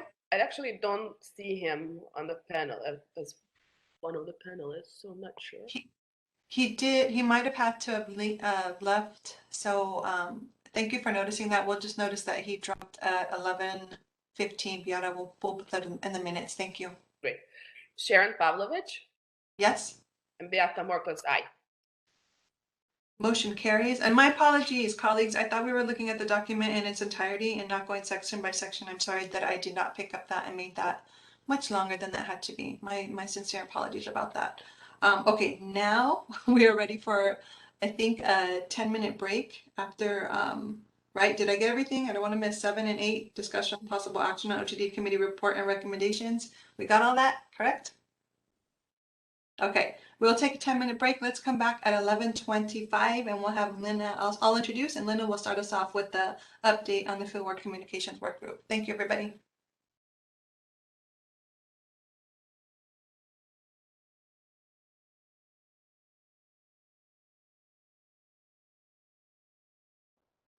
In the PowerPoint.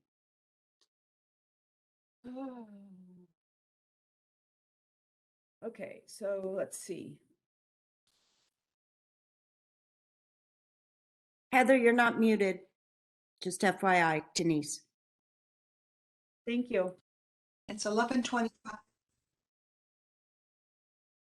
And I just want to make sure we have a quorum. So Secretary Marcos, when you have a minute, could you just take attendance and make sure that we have a quorum coming Yeah, back in? sure. Richard Bookwalter. I'm here.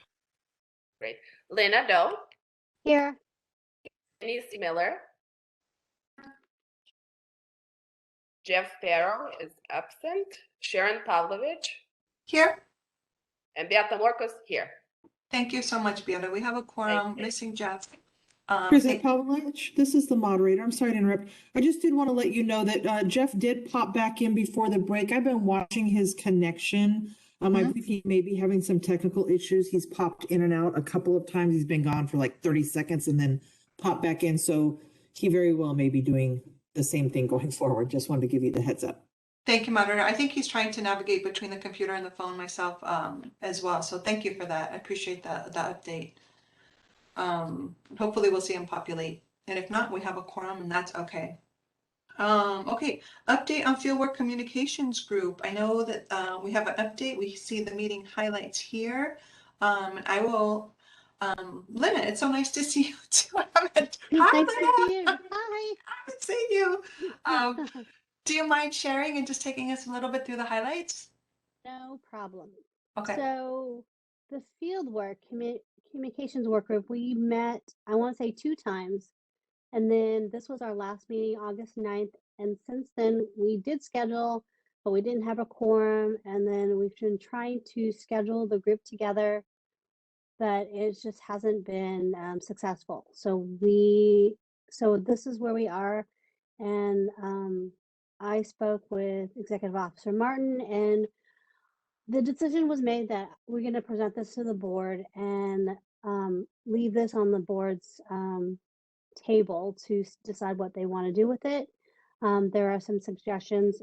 You'll see that there are 2 letters that the committee worked on and made comments on. One to the to healthcare administrators and one to other OTs and OTAs to encourage support for supervising students, because we all know that the fieldwork supervisions have not been completed because students are having a hard time getting placements, and that was the big thing.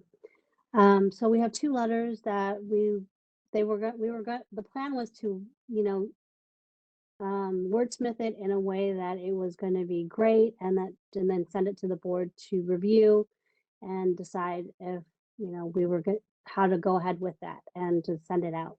But so now that we don't have that, we have the letters as we have it now, and we would like the board to consider these letters, of course, at a future meeting, since we just got this information.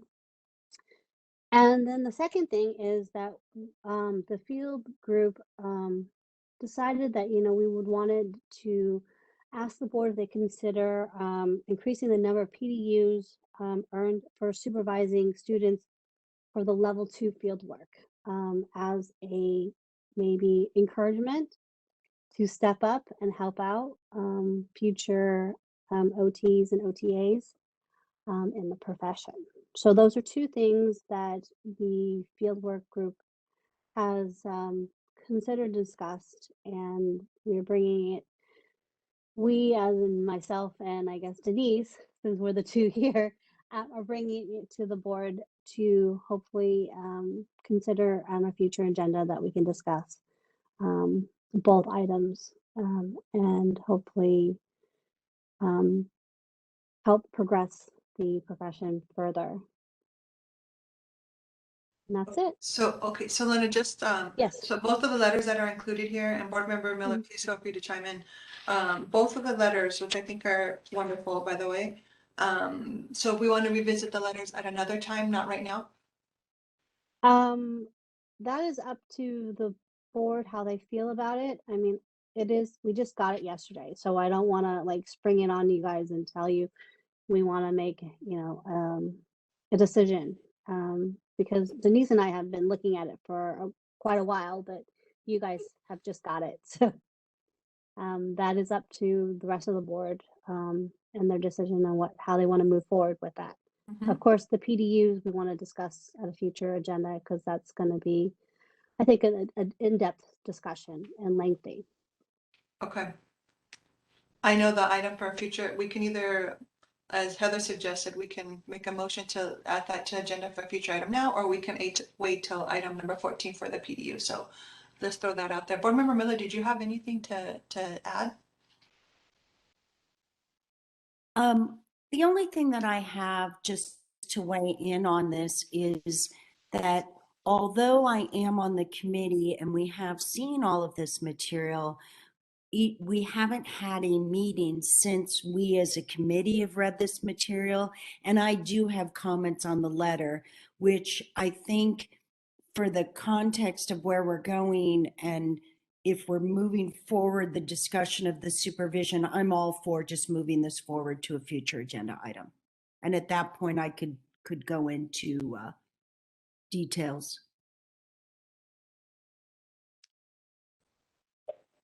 All right. Are there any board member comments?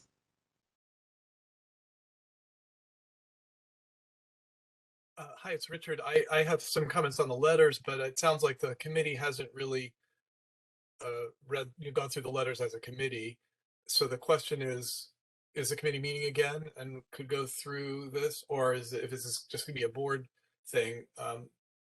That's the only question I have, and I'm happy to do it either way. As I discussed with Executive Dr. Miller, I have a feeling that we are not going to get the committee together because they are all either academics or they're all busy. So it's been very difficult, and we've tried 3 or 4 doodle polls and have not been successful. So that's why we're bringing it to the whole board so we as a board can discuss it and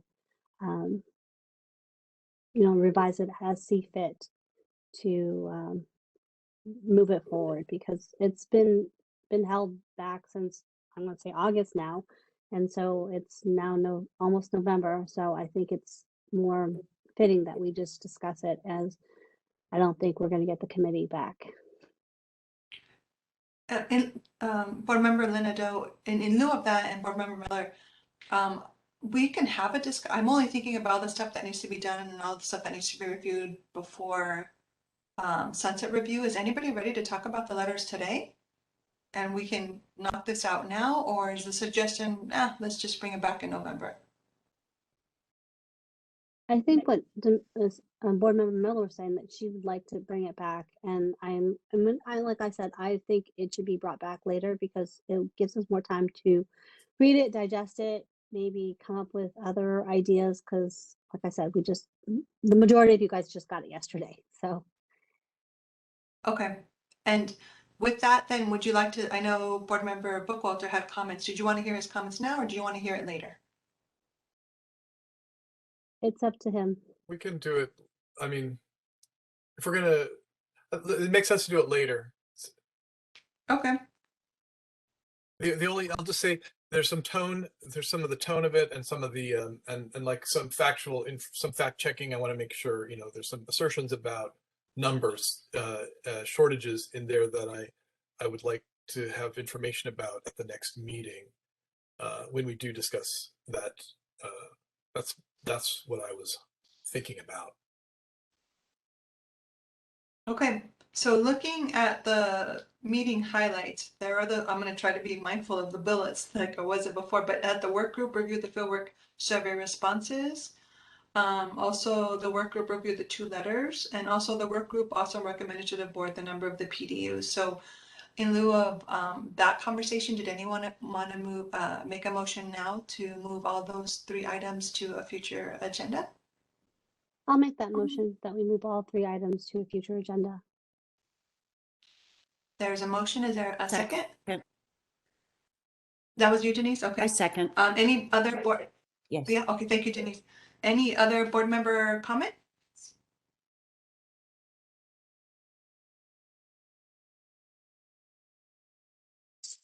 No? Okay, moderator, do you mind if we open up for public comment? Absolutely. We have opened the Q&A panel. If you'd like to comment on the motion, please click on that Q&A icon, type comment into the text field, and submit that to all panelists.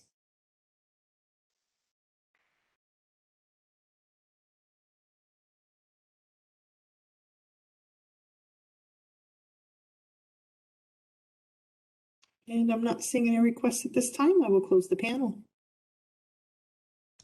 Thank you, moderator. Okay, so we have a motion and a second, no public comment. Beata, is it okay to take a vote now, please? Sure. To move this to a future agenda item?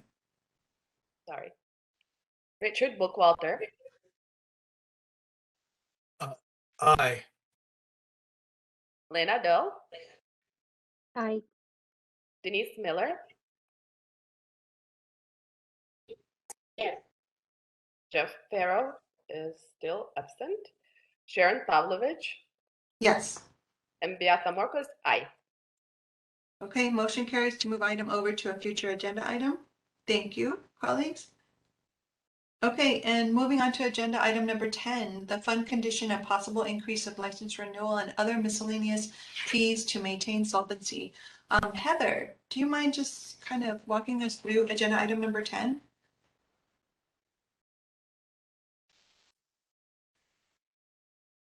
Yes.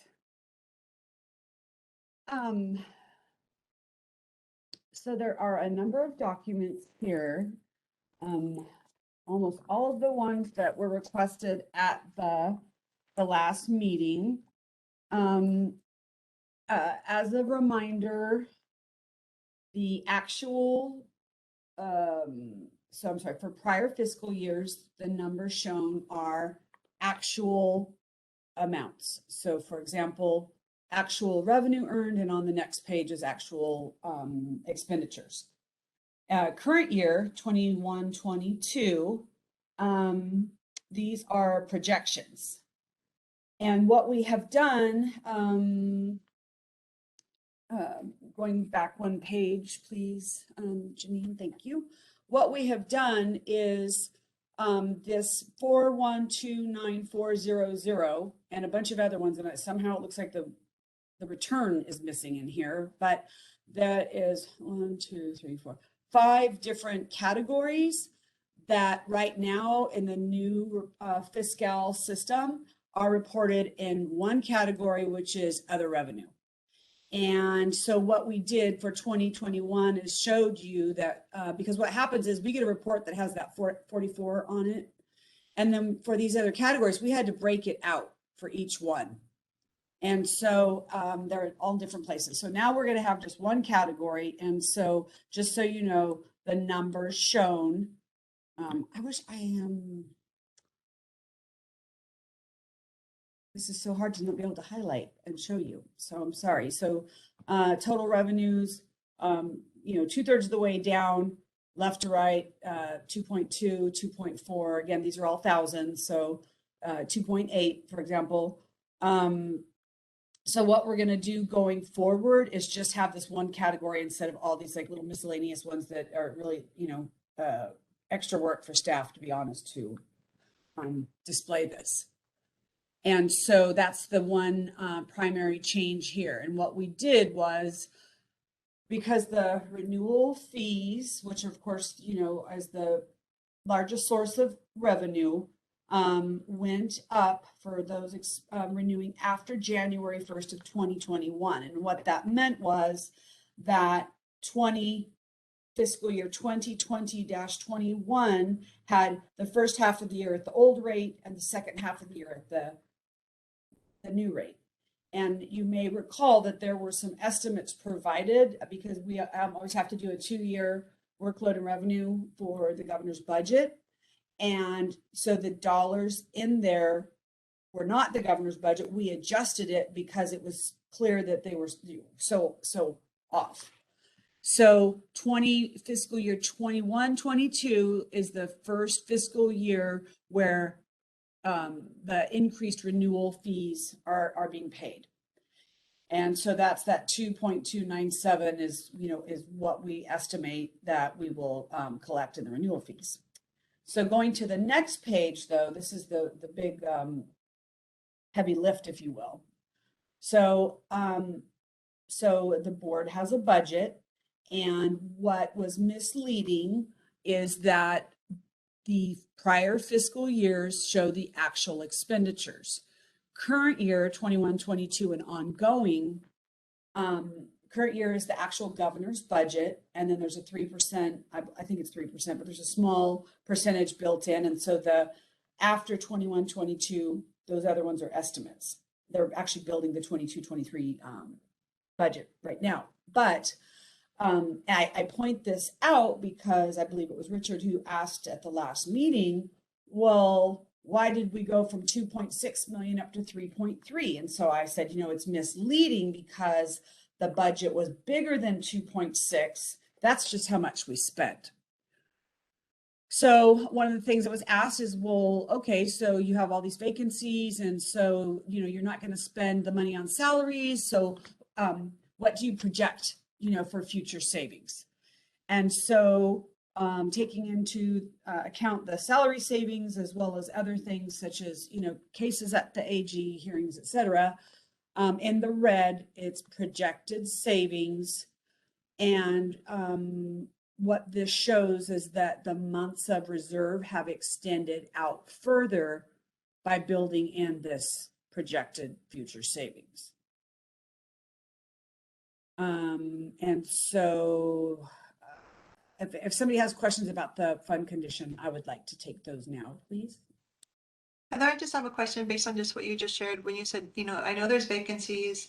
So does that mean that the office is on a freeze in terms of hiring, or there's still a plan to, because noting the fiscal implications and where we're at, knowing that there's vacancies that still need to be filled, is there still a plan in place to fill those, or is there a pause? What's going on with that?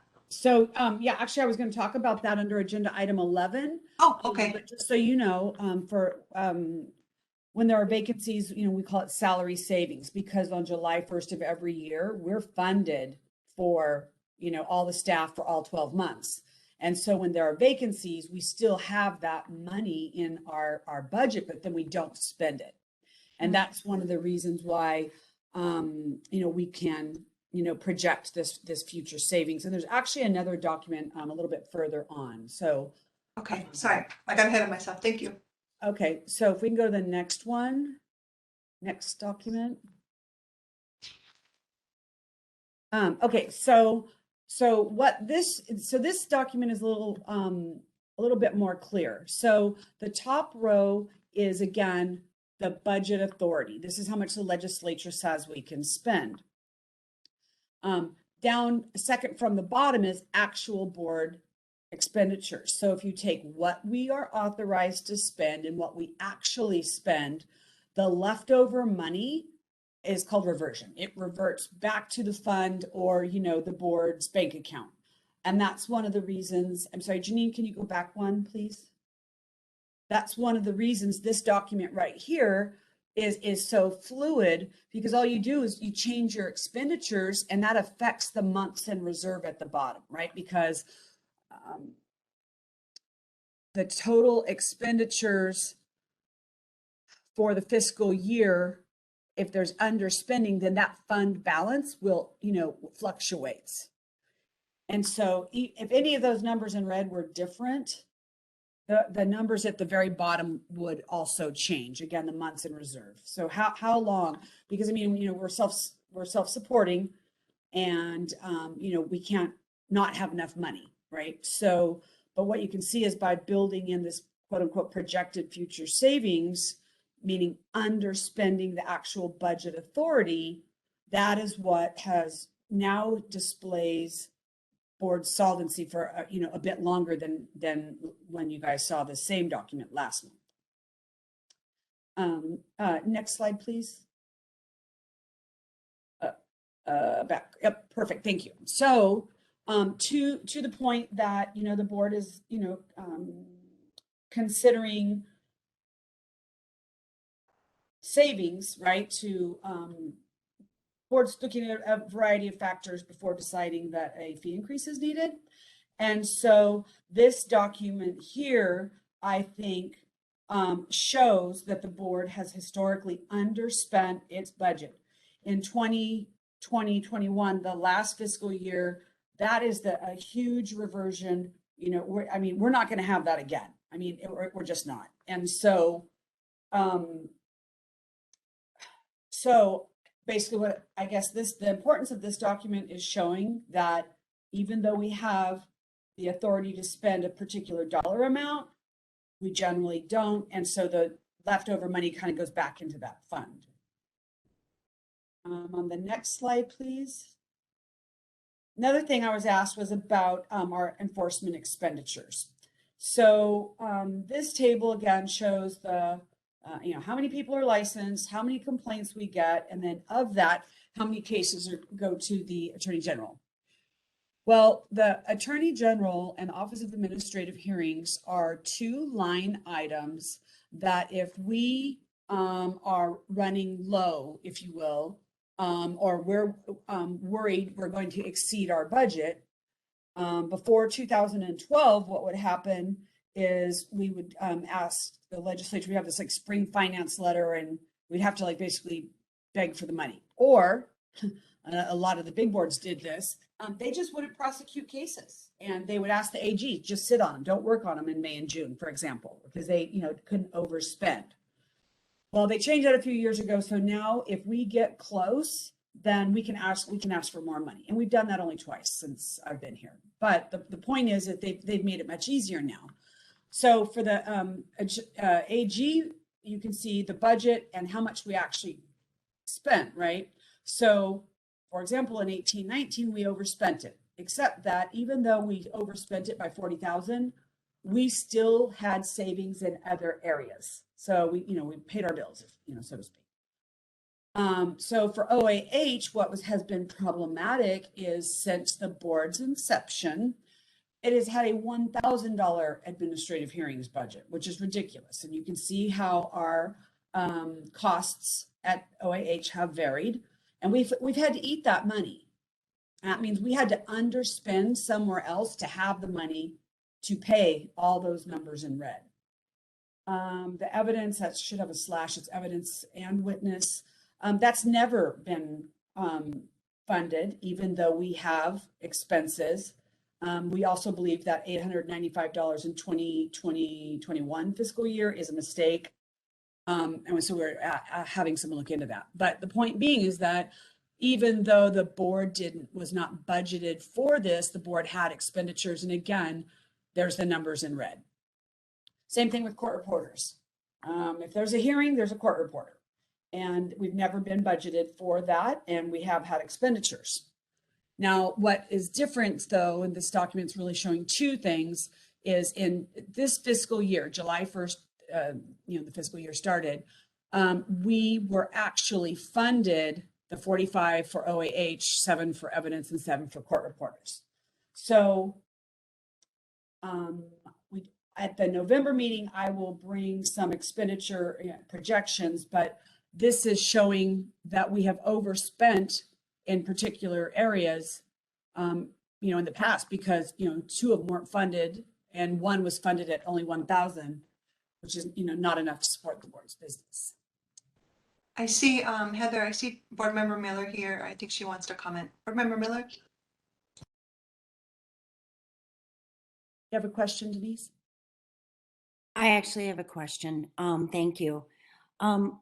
So just in terms of understanding this, specific to the comment about the $1,000 budget and we've never been budgeted, 2 questions.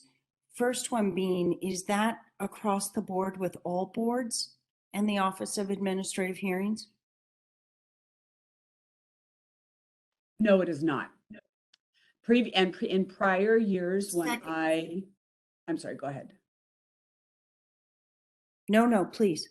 In prior years, when I wanted to get the budget increased because we kept overspending it, we have the entire, well, since I've been here since 2005. But because we always had enough money and reverted those funds, they said you can afford it, right? So they said we're not going to increase it, and so that's what DCA said, and so to the point that the fund is reducing and we can't rob Peter to pay Paul anymore. We put together a budget change proposal, a BCP, to request funding. They didn't give us all that we wanted, but to the point that getting that however much, $59,000, it added to the board's budget means that we won't have to underspend somewhere else to pay for those. And even though we submitted a BCP, the Department of Finance actually changed it and ended up doing what's called a baseline budget adjustment, and they basically just increased those line items so that we going forward will have enough money for those 3 line items that we have historically overspent. Thank you. That was going to be my second question in terms of what was being done. So thank you for that. Then the third and follow-up would be, is given that we're discussing this in light of a fee increase, I just want to make, or a proposed fee increase, I want to make sure that I understand that were we to see these numbers again with all of the items that you talked about, they won't look as dire. Is that an accurate takeaway?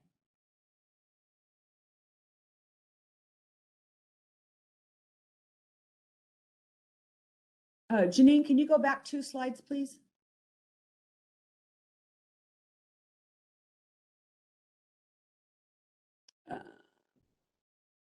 I'm sorry, one forward. My apologies. I'm not used to not driving this. So Janine's learning, and I'm having to adapt. I'm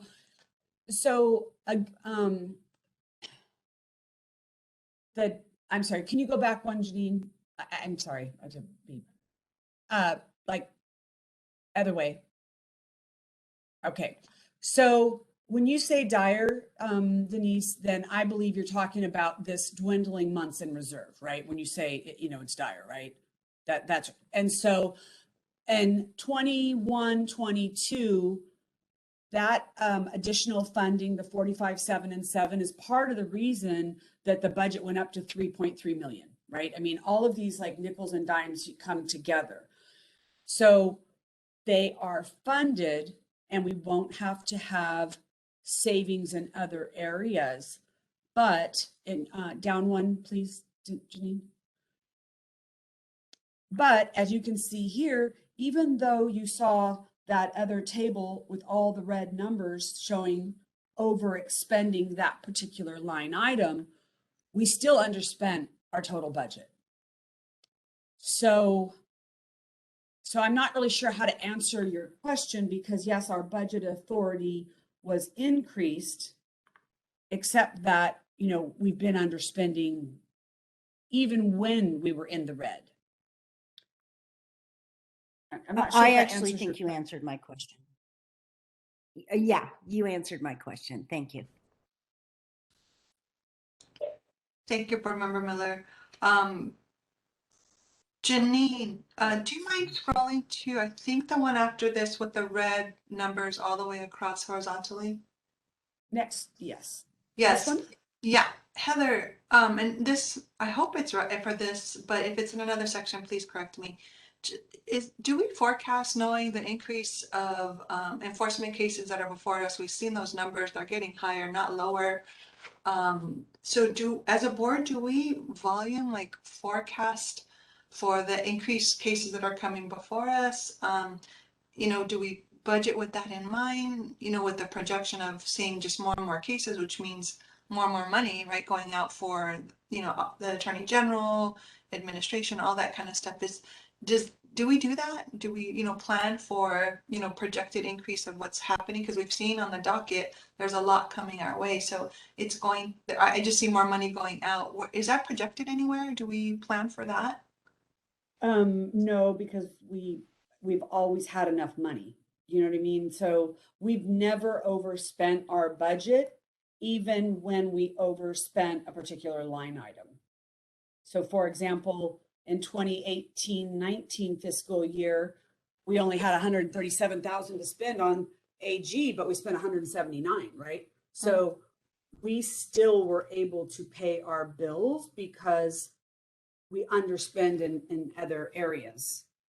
And so what you can see, for example, in 17-18, 47 cases were transmitted to the AG, and then the next year, you know, the costs are high, right? And so it's sort of cyclical, because you know how long it takes for when the complaint is opened and then, you know, gets referred to the AG, and then either if the case isn't settled, the individual has a hearing, and then, you know, you see the proposed decision. So all of those take time. And so, you know, it's very rare that a case is opened in the same fiscal year and also discipline is imposed in the same fiscal year.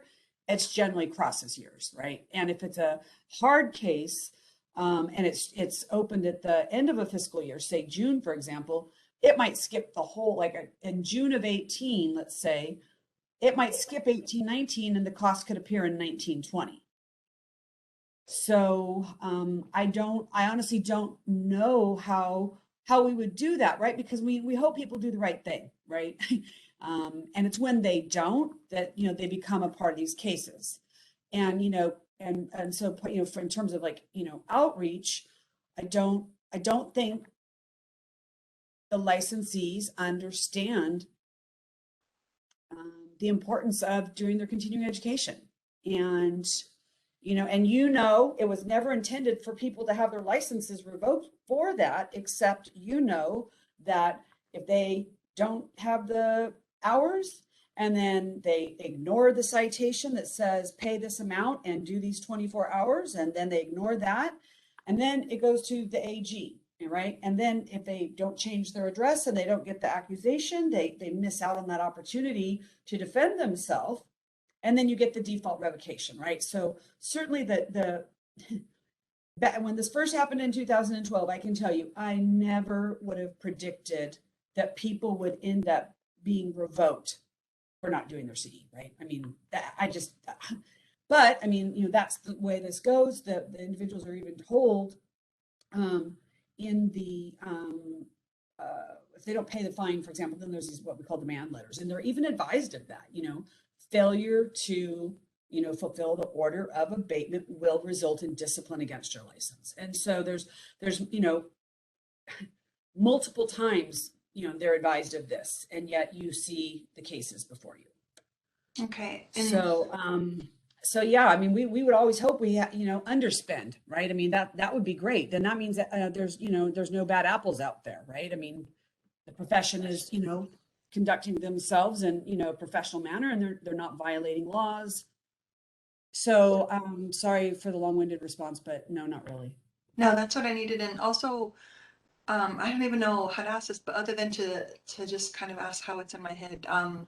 When you say when we underspend in other areas, and so it kind of balances out and we're okay, the underspending, I know when we do it as a department, it affects human resources, it affects the stress and burden on us because, you know, we didn't meet one quota, but we're able to take from another. But yet, you know, is it similar for the board? When we underspend from another category to meet the need over here, let's say in enforcement, does that put additional stress on the board and staff for things that you're not able to do because we're pulling other monies from other areas to make everything balance? Does that make sense?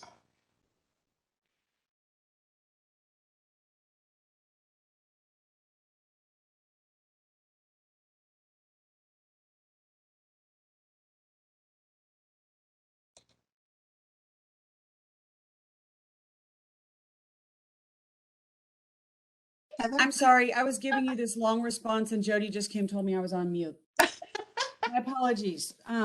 So I'm sorry, so I'm rifling through, just one second, please. So, I mean, I've been here a while and I'm fiscally conservative, right? And so, for example, before the BCP, which I don't know why I can't find it right now, but before the BCP added the money to the board's fund for the rent, I mean, we had a $40,000 budget and our rent was 90. I mean, it was just ridiculous, right? But I mean, like I managed to, we did it, right? And so that's one of the other reasons that that the budget went up so, much is that, the rent increase as well as, those other line items that were also added, these ones here, the 45 for, OAH. So, I don't know how to say this, but I mean, the board has historically brought in less revenue than the expenditures. We're not revenue neutral, right? So what that means is that fund, which started out with like, oh, you have 20 months in reserve, and then now you have 17, and it gradually dwindles. That's because the revenue coming in is not as high as the expenditures, despite the fact that we underspend the budget authority. Let's just see. So, then, oh, okay. So, so the one thing that I was asked at the last board meeting, which was to bring specific line items where I would suggest that we could, have these savings. I was not able to provide that level of detail because the fiscal year that ended June 30th still has not been closed out on the DCAs, like they haven't closed their books. So we can't even get the revenue and expenditure information for the first 3 months of this fiscal year, which was, July, August, and September. The one thing they did say is that we just had a meeting with the budget people yesterday. They anticipate closing out that fiscal year soon. And when they do, that month 1 and month 2 should happen shortly thereafter. So I believe I will have expenditures for the first and revenue for the first 3 months of this fiscal year. So July, August, and September. And what it will also do is provide that expenditure projection document that shows prior year expenditures. And so that we use that to, identify line items that we historically have underspent. If we have a $20,000 budget for printing and every year we spend only $4, well, then that's, we know that money is there, and that's why we're comfortable overspending in some of the other categories. So that I will bring revenue and expenditure information to the November meeting, as well as some historical expenditures and some projections, as well as individual line items. To respond to like, well, what can we do? That first document that had the fund condition, I think, can you go up 2 pages?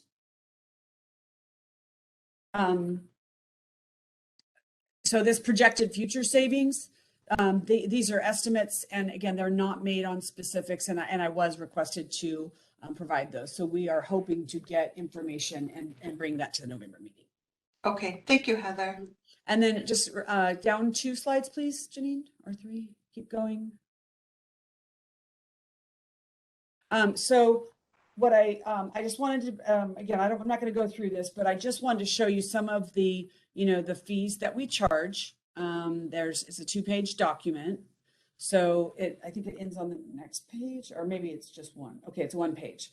So that I want, I don't know if you have any questions about that, but I just wanted to, show you the different fees that we currently charge. And then the next document though, when we raised the renewal fee in 2017 and 21, this was one of the documents that we had pulled at the time. So this is dated 2016, and it's what other healthcare boards, charge for the various fees. And if you go to the next page, though, a lot of the boards have raised their fees. And so here are what the current fees are. And again, this is just, it's informational since, you know, we are kind of talking about fees and, you know, potentially, you know, raising them. Okay. So, Thank any questions? Any questions? Any other board discussions?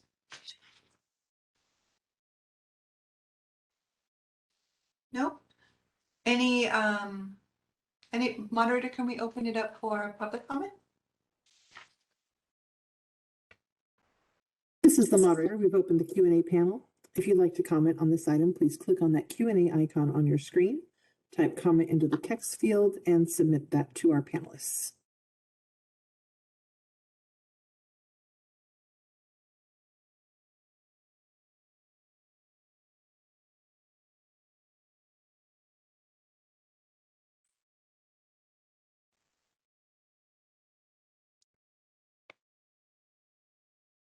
And not seeing any requests, I will close the panel. May I ask a question that I just thought of after you went? Of course, Richard. Yeah, so Heather, can we look at that last slide of all the other, the other boards? So some of these boards are larger than ours in terms of licensees, and some are smaller. Are there any ones that are comparable to the size of, look, we have about 18,000 licensees. Do you know who's comparable? So that is a good question. We're smaller than physical therapy. We're bigger than physician assistant and podiatry. We're bigger than naturopathic. So some smaller boards. Respiratory. I don't know about speech, and of course we're smaller than the nursing boards. So Okay, just curious. I'm just curious, you know, because of economies of scale and all that, how that works. Right. Sure.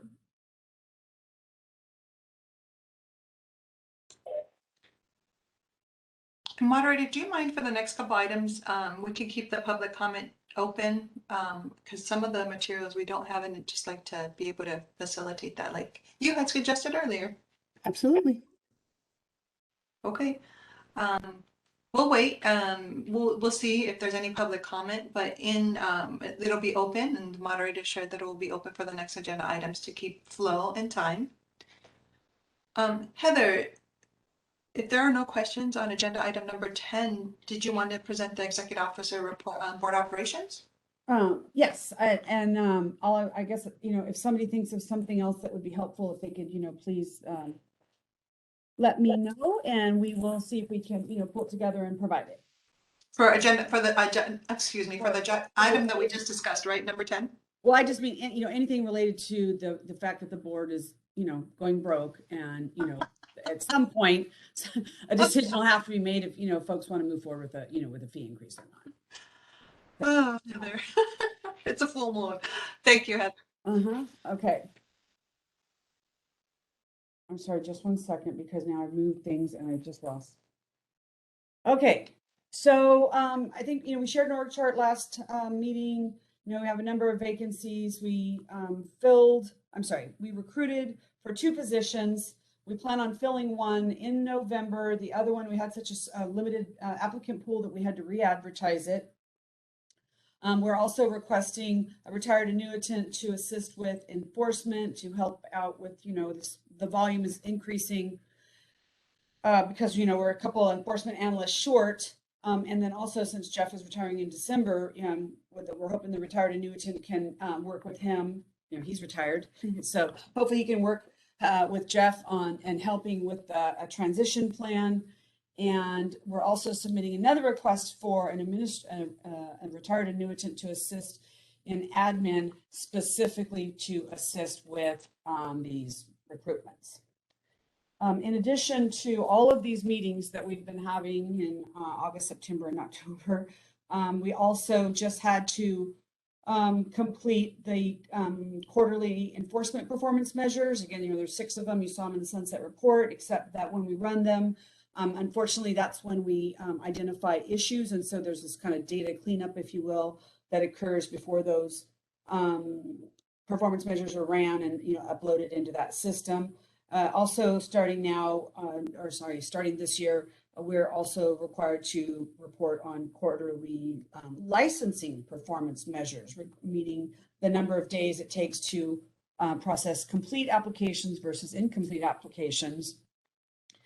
Excuse me, and then also the State Leadership Accountability Act, SLAY, the acronym is SLAY report is due every odd year.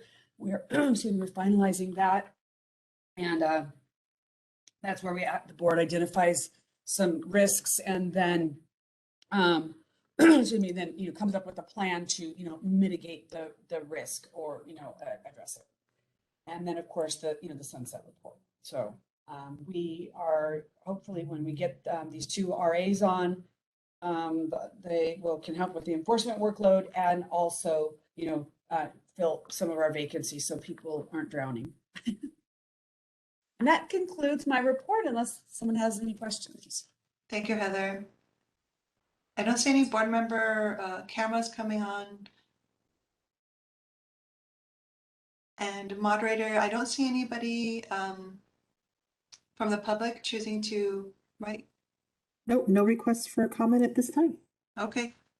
Thank you, Heather. Thank you, colleagues on the board.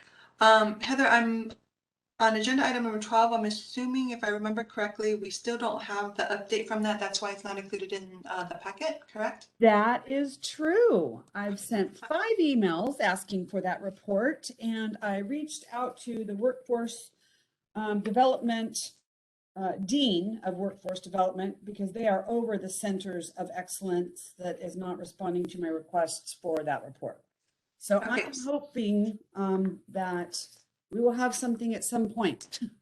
Okay. So I was really optimistic and thought we would have it. So, my apologies.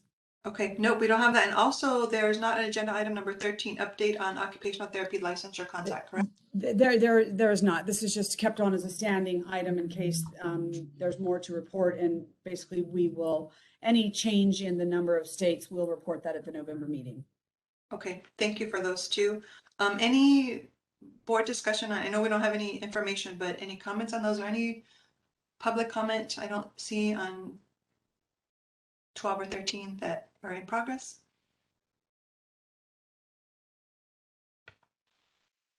Okay. Moderator, I'm correct in not seeing any? Correct, no comments at this time.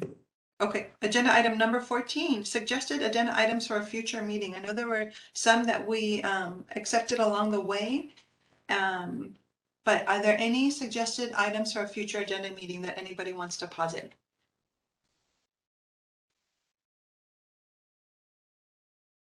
Board Member Miller. Hi, Sharon. I have a question related to looking at the fee increase. It's either for Heather or it's for Helen, and if you can just bear with me in terms of what I'm trying to articulate, but the context of this question is specifically to really look at and examine in detail our costs, and to understand it as a board, since we have to vote on it. First off, kudos to our board staff for finding the fees in different locations and working the budget in light of how it's faced. So this comment isn't about that. Board staff's doing a great job. But what I'm trying to understand so that I can vote effectively in terms of, fiscal responsibility is there a way, like for example, with our enforcement, is there a way for this board to examine specific licensees and either to make recommendations for changes in regs or processes or disciplinary guidelines? I don't know which area it would be, specific to, let's just say we had licensees who were from other states who were here, who offended. Can't we just expedite them out instead of absorbing that cost? Again, the context of my question is to look for every avenue of where we could cut costs before we actually look at increasing a fee. So now I hope I've articulated well enough for either Heather and or Helen to respond on what the board could do, what's in our scope, what we can examine and discuss and open up. And This is Heather. I'm wondering, are you suggesting that we like fast track, if you will, a fast track? yes, I would, Okay. I'm trying to Yes, think of I would another way like to to- say that. Okay. what I'm trying, are there certain cases, and again, I'm, Heather, my question comes from a place as a board member that has to vote on a fee increase. I have complete trust and faith that every case you put forth has to go, but I'm wondering if we as a board can examine anything where there's certain disciplinary cases that can be fast tracked, that we can start doing the hard work towards regulatory language that would in fact go to a cost savings years down the road. That's a better, much more clear way of saying it once you said fast track. That's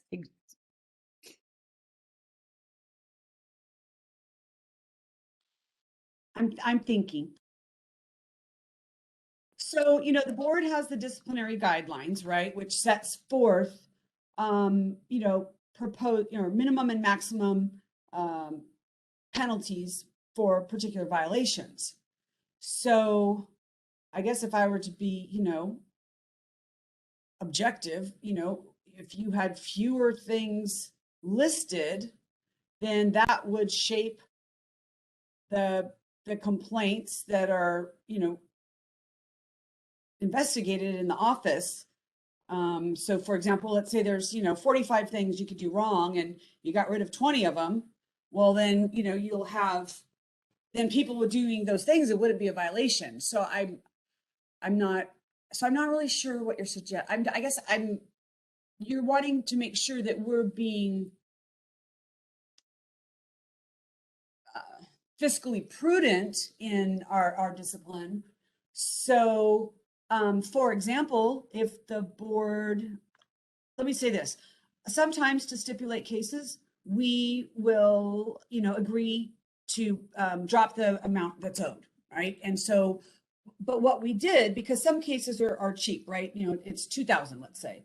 Other cases are more expensive. Let's say it's 5,000, but the person is only agreeing to pay 2,000, right? And so we started changing that wording. So it said, respondent is ordered to pay the board 2,000 of its 5,000 in costs, right? So what I'm saying is we're not reimbursed 100%. So to that point, that's one of the reasons we were trying to start charging for probation monitoring, number one. And number two, if the board said, look, we don't want to raise the fees for this whole population because a few people are violating and not reimbursing us, then the board members could tell board staff, we want 100% of our costs, right? I mean, that's direction you could give. And then you wouldn't see somebody paying 2,000 out of 4, for example, right? Except that, I mean, that when we negotiate that is a way to avoid the expense of a hearing, right? And so, you know, if we were firm on reimbursing, you know, like you have to pay us the full 16, some of these people are going to go to a hearing and some of them are going to prevail where the judge says, you know, pay less or what have you. So it's a delicate balance.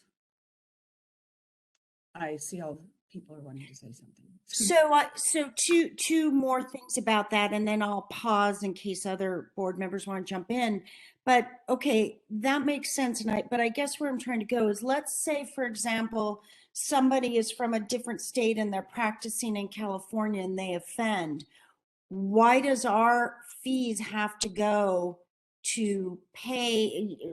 towards all the different things? Why isn't there an expedited aspect where their license is revoked, they go back to the state they came from?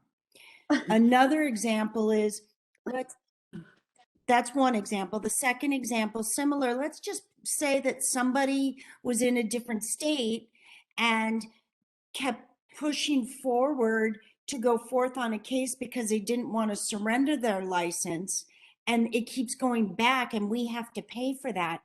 Where is the board's ability, if these kinds of cases, these one-off come up, but they're running up they happen to run up the fee. Where are they? What is the board's authority? Well, I mean, If we have. they have due things- process, right? And so, for example, even if there is a citation, right? And let's say it's an address change, $100 address change, or $100 PDU, right? If they only did, 20 or 22 of the 24 required, they still get a fine, but it's a small amount. If they want to go to hearing, that's their right.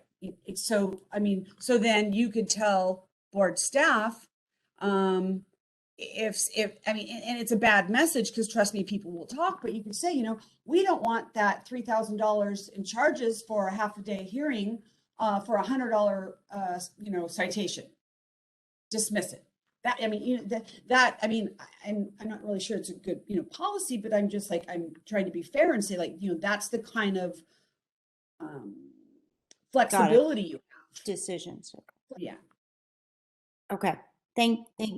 And then, and I know I said I would just have that one comment, but I do have one follow-up. I just think that as you're sitting on, you and Richard are on that group with the license compact, and they're examining things. And while I know we're far away from that in California, these, there is language within that license compact where if they offend, it's their state that they're from. And so that's what sort of sparked my thought process on driving, how to have a discussion about where we could cut costs. And that's it. Right. Thank you Okay. for letting me comment. Thank you, Denise. Board Member Bookwalter, did you have some thoughts to share? Well, I just wanted to say that I feel like, due process is important, and it's our duty to prosecute or to discipline people who practice in the state, regardless of whether people who are non-licensees who come into the state and practice. I just feel like, due process is expensive, but we have to do it, and that's part of our mandate to me. So I just feel like cutting corners would cut corners on due process sometimes, and I know nobody wants to do that, but it just I just feel like we're obligated to give people their due, and their right to a fair hearing, and their right to appeal and all those things, because that's how it is. That's an important part of our work. Thank you, Board Member Bookwalter. I do see, and I think I understood Board Member Miller in being all-inclusive and trying to come up with the action plan. I don't think to cut corners for our due process more than, hey, do we have options to make language or look at things that might facilitate not all the cases, exploring all the options we have for enforcement is how I understood it. But for sure, I think as a board, we're being very good at looking at ways that we can cost save in addition with the board. I see Board Member Miller is on camera. Do you have some thoughts, Board Member Miller? No comments, just to say your clarification is exactly where I was going with my questions. Nobody on this board would cut corners, but we do have to examine at the flip side what's before us is raising a fee when we've just raised a fee in 2021, and how to, so the questions really were about what is the balance between what we have to do and how we have to be fiscally responsible. And so, we don't know, but at least we examined some of those questions.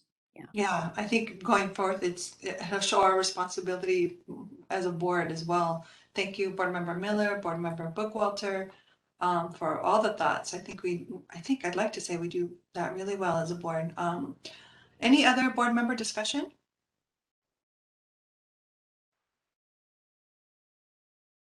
Okay, how about I don't see any public comments, moderator, am I correct? Correct. Nobody has submitted any requests to comment yet.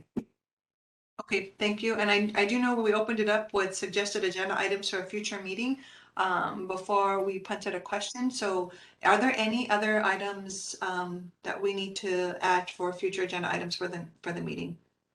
Heather, could you remind me, did we vote on the ethics one, or were we bringing that back here, and the one from Bryant? Did we vote on those already? Oh my goodness, I'm already forgetting. Oops. Just did.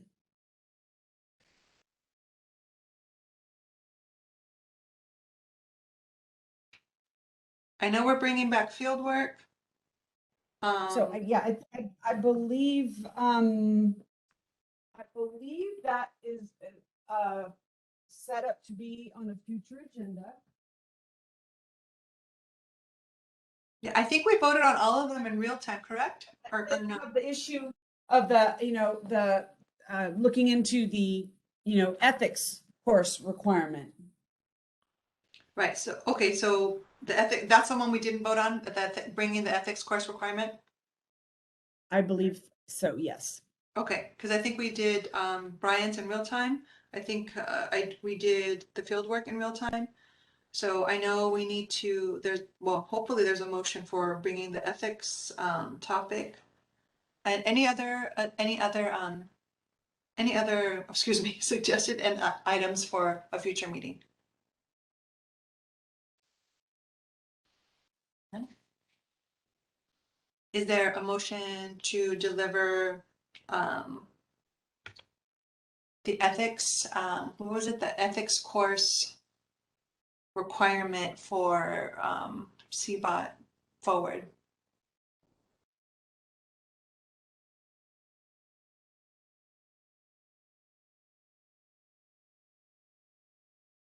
Yeah, I'll, Um, go ahead.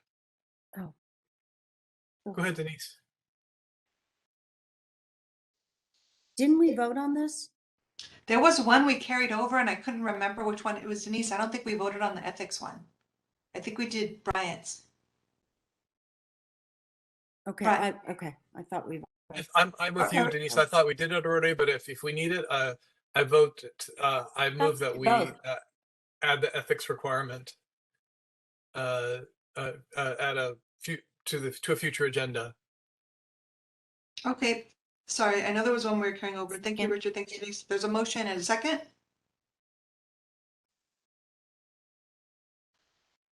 Denise, was that a second? I'm so sorry. I'll second Sure it was. if- It was, okay, it was a second. Okay.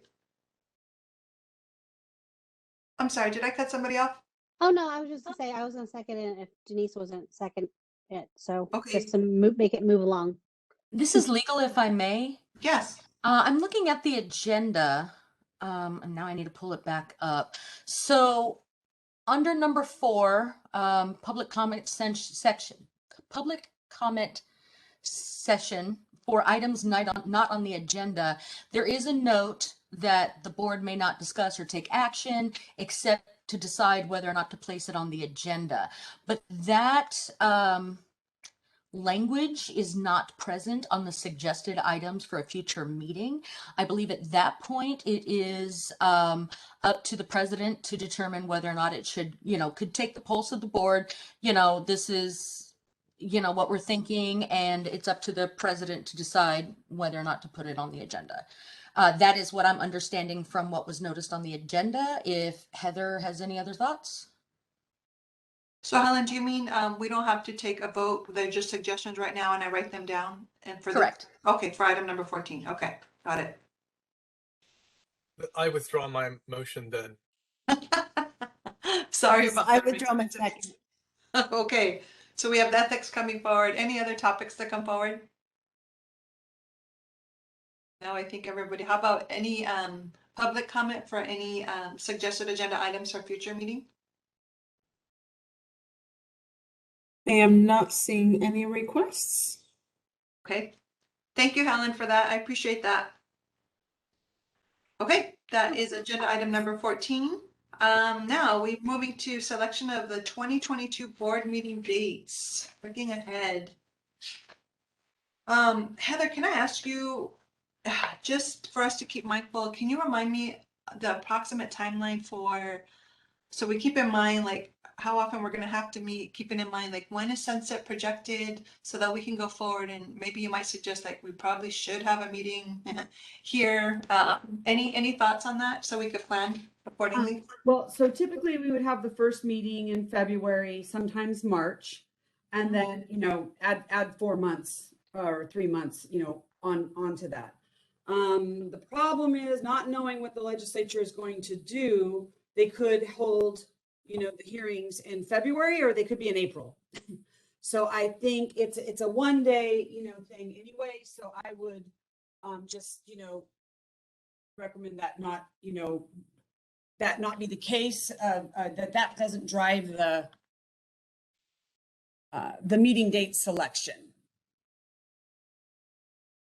Okay, so would it be fair to say to have to start in February? Sure. Okay.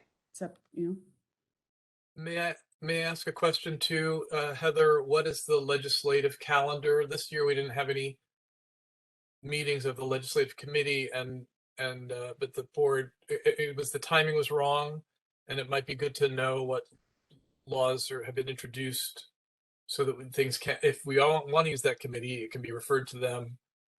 I mean, there's that whole thing, that whole process. Right. Well, I mean, the deadline is, there's a January deadline for bills to go to Office of Ledge Council, and then in February there's the last day for bills to be introduced. Although there's usually those spot bills that people hang on to, but Right.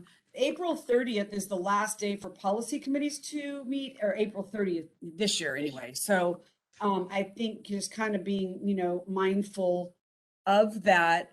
And certainly we could do what other boards do, which is, for example, have a 9 o'clock committee meeting and then have a noon, board meeting start, after. That's something that could be done as well. Thanks. And Heather, oh, I'm sorry. Thank you. Heather, just my screen scrolls. I pulled up the meetings. I tried to pull up the meetings from 2021 just to get a baseline, but my screen is frozen. Do you have those? Yeah. Just off the top of your head. When did we meet in 2021? Shelley, can you please let me share again? And I'm sorry, Board Member Miller, I didn't mean to dismiss You've this got it. here. 1 second. No problem. Then we go ahead. While we're waiting for that, can I just weigh in? Yeah. While we're waiting for that, okay. If we're looking at February, could we look at later in the month, please? I know you're going to bring up when we have it, but I do have some conflicts earlier in the month, Okay. especially if it's going to be a Thursday, Friday. Okay. Oh. Okay, sorry. I thought I could do this that way. Let me just do this differently. Sorry about that.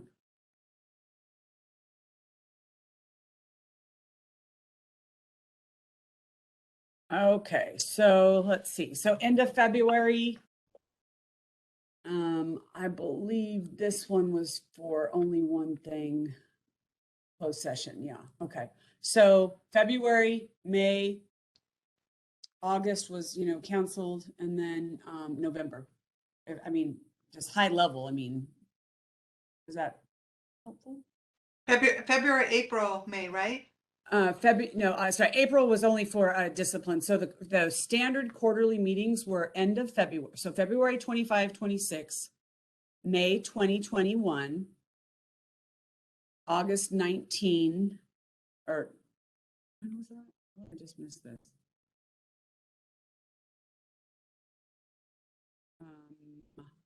Well, there was a meeting in August, and then that one was pushed out to September, and then November. So February, May, August. Okay. Okay.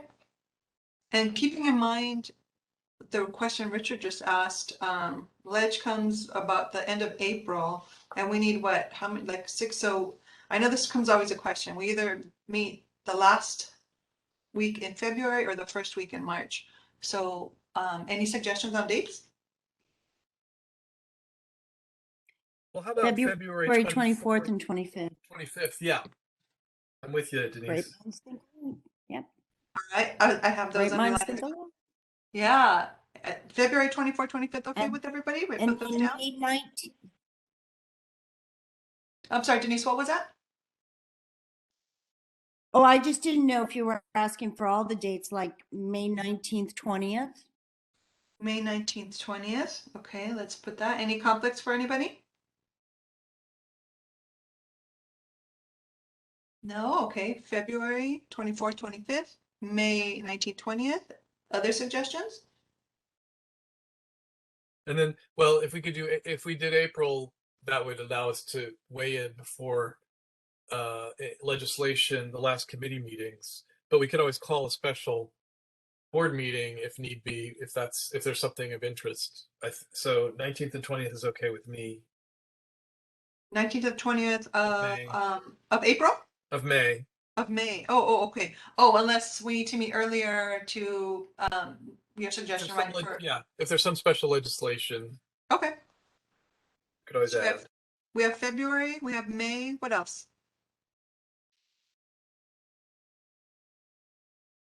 August 18, 19?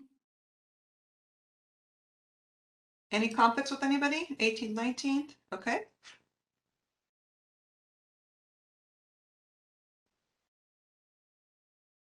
And then November and December? Or September, October?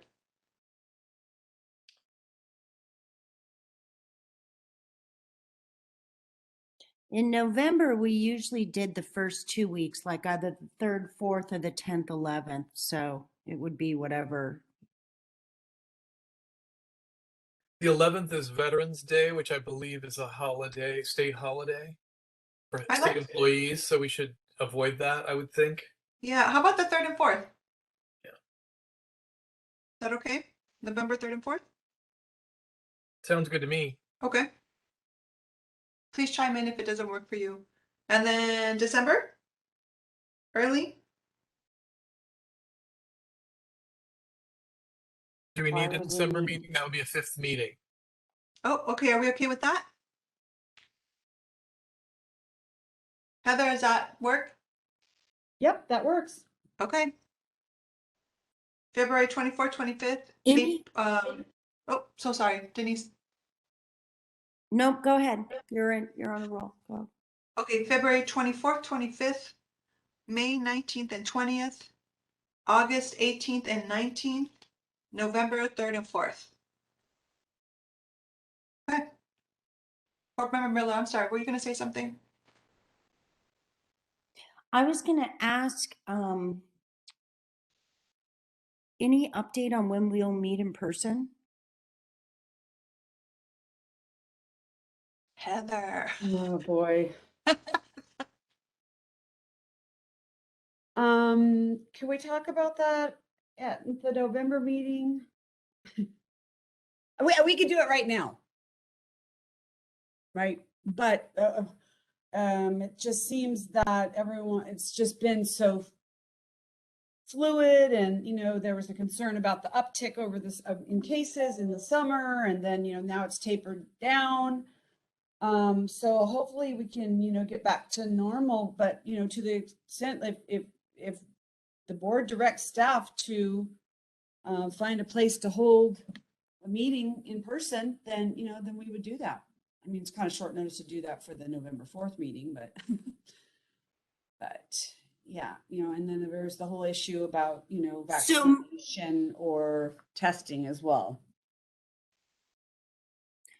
So just in the interim, my question was more general. We can wait till November, but what I understand is that the process for 2022 is that if we as a board want to meet in person, we have to have that discussion and direct board staff on the date so that you could start looking for something, say in May or, okay, just wanted to understand the process. Yep, like I And said, we're able to do that. The state will allow us to do. Yes. Yes. Okay. So, but Can that be on your? I was just gonna say, because of the testing and vaccination, issues, that we have to loop in exec and, make arrangements. And just Got it. I put Do on. we have that on a future agenda item? Got it, Perfect. Denise. And Thank also, you. just thinking about DCA's role, and like to know how all the other boards are moving forward with that, and cost savings and money and all that stuff too. So I put that for a future agenda item. Got it. Okay, we have the board meetings. That is, moderator, are there any public comments? Not that I see, for any of the items we've had. I am seeing no requests for comment. Okay, so we are now going to convene in closed session, which means we're only going to come back to open to dismiss the meeting for the day. So I'll take this time to thank our audience and participants that were here today, to honor and just respect board staff for preparing everything that they had, for Jody, Shelley, and Janine today for facilitating everything and moving things forward, and Heather, of course, thank you, thank you, thank you. So with that in mind, we are going to move in at 12:39 into closed session.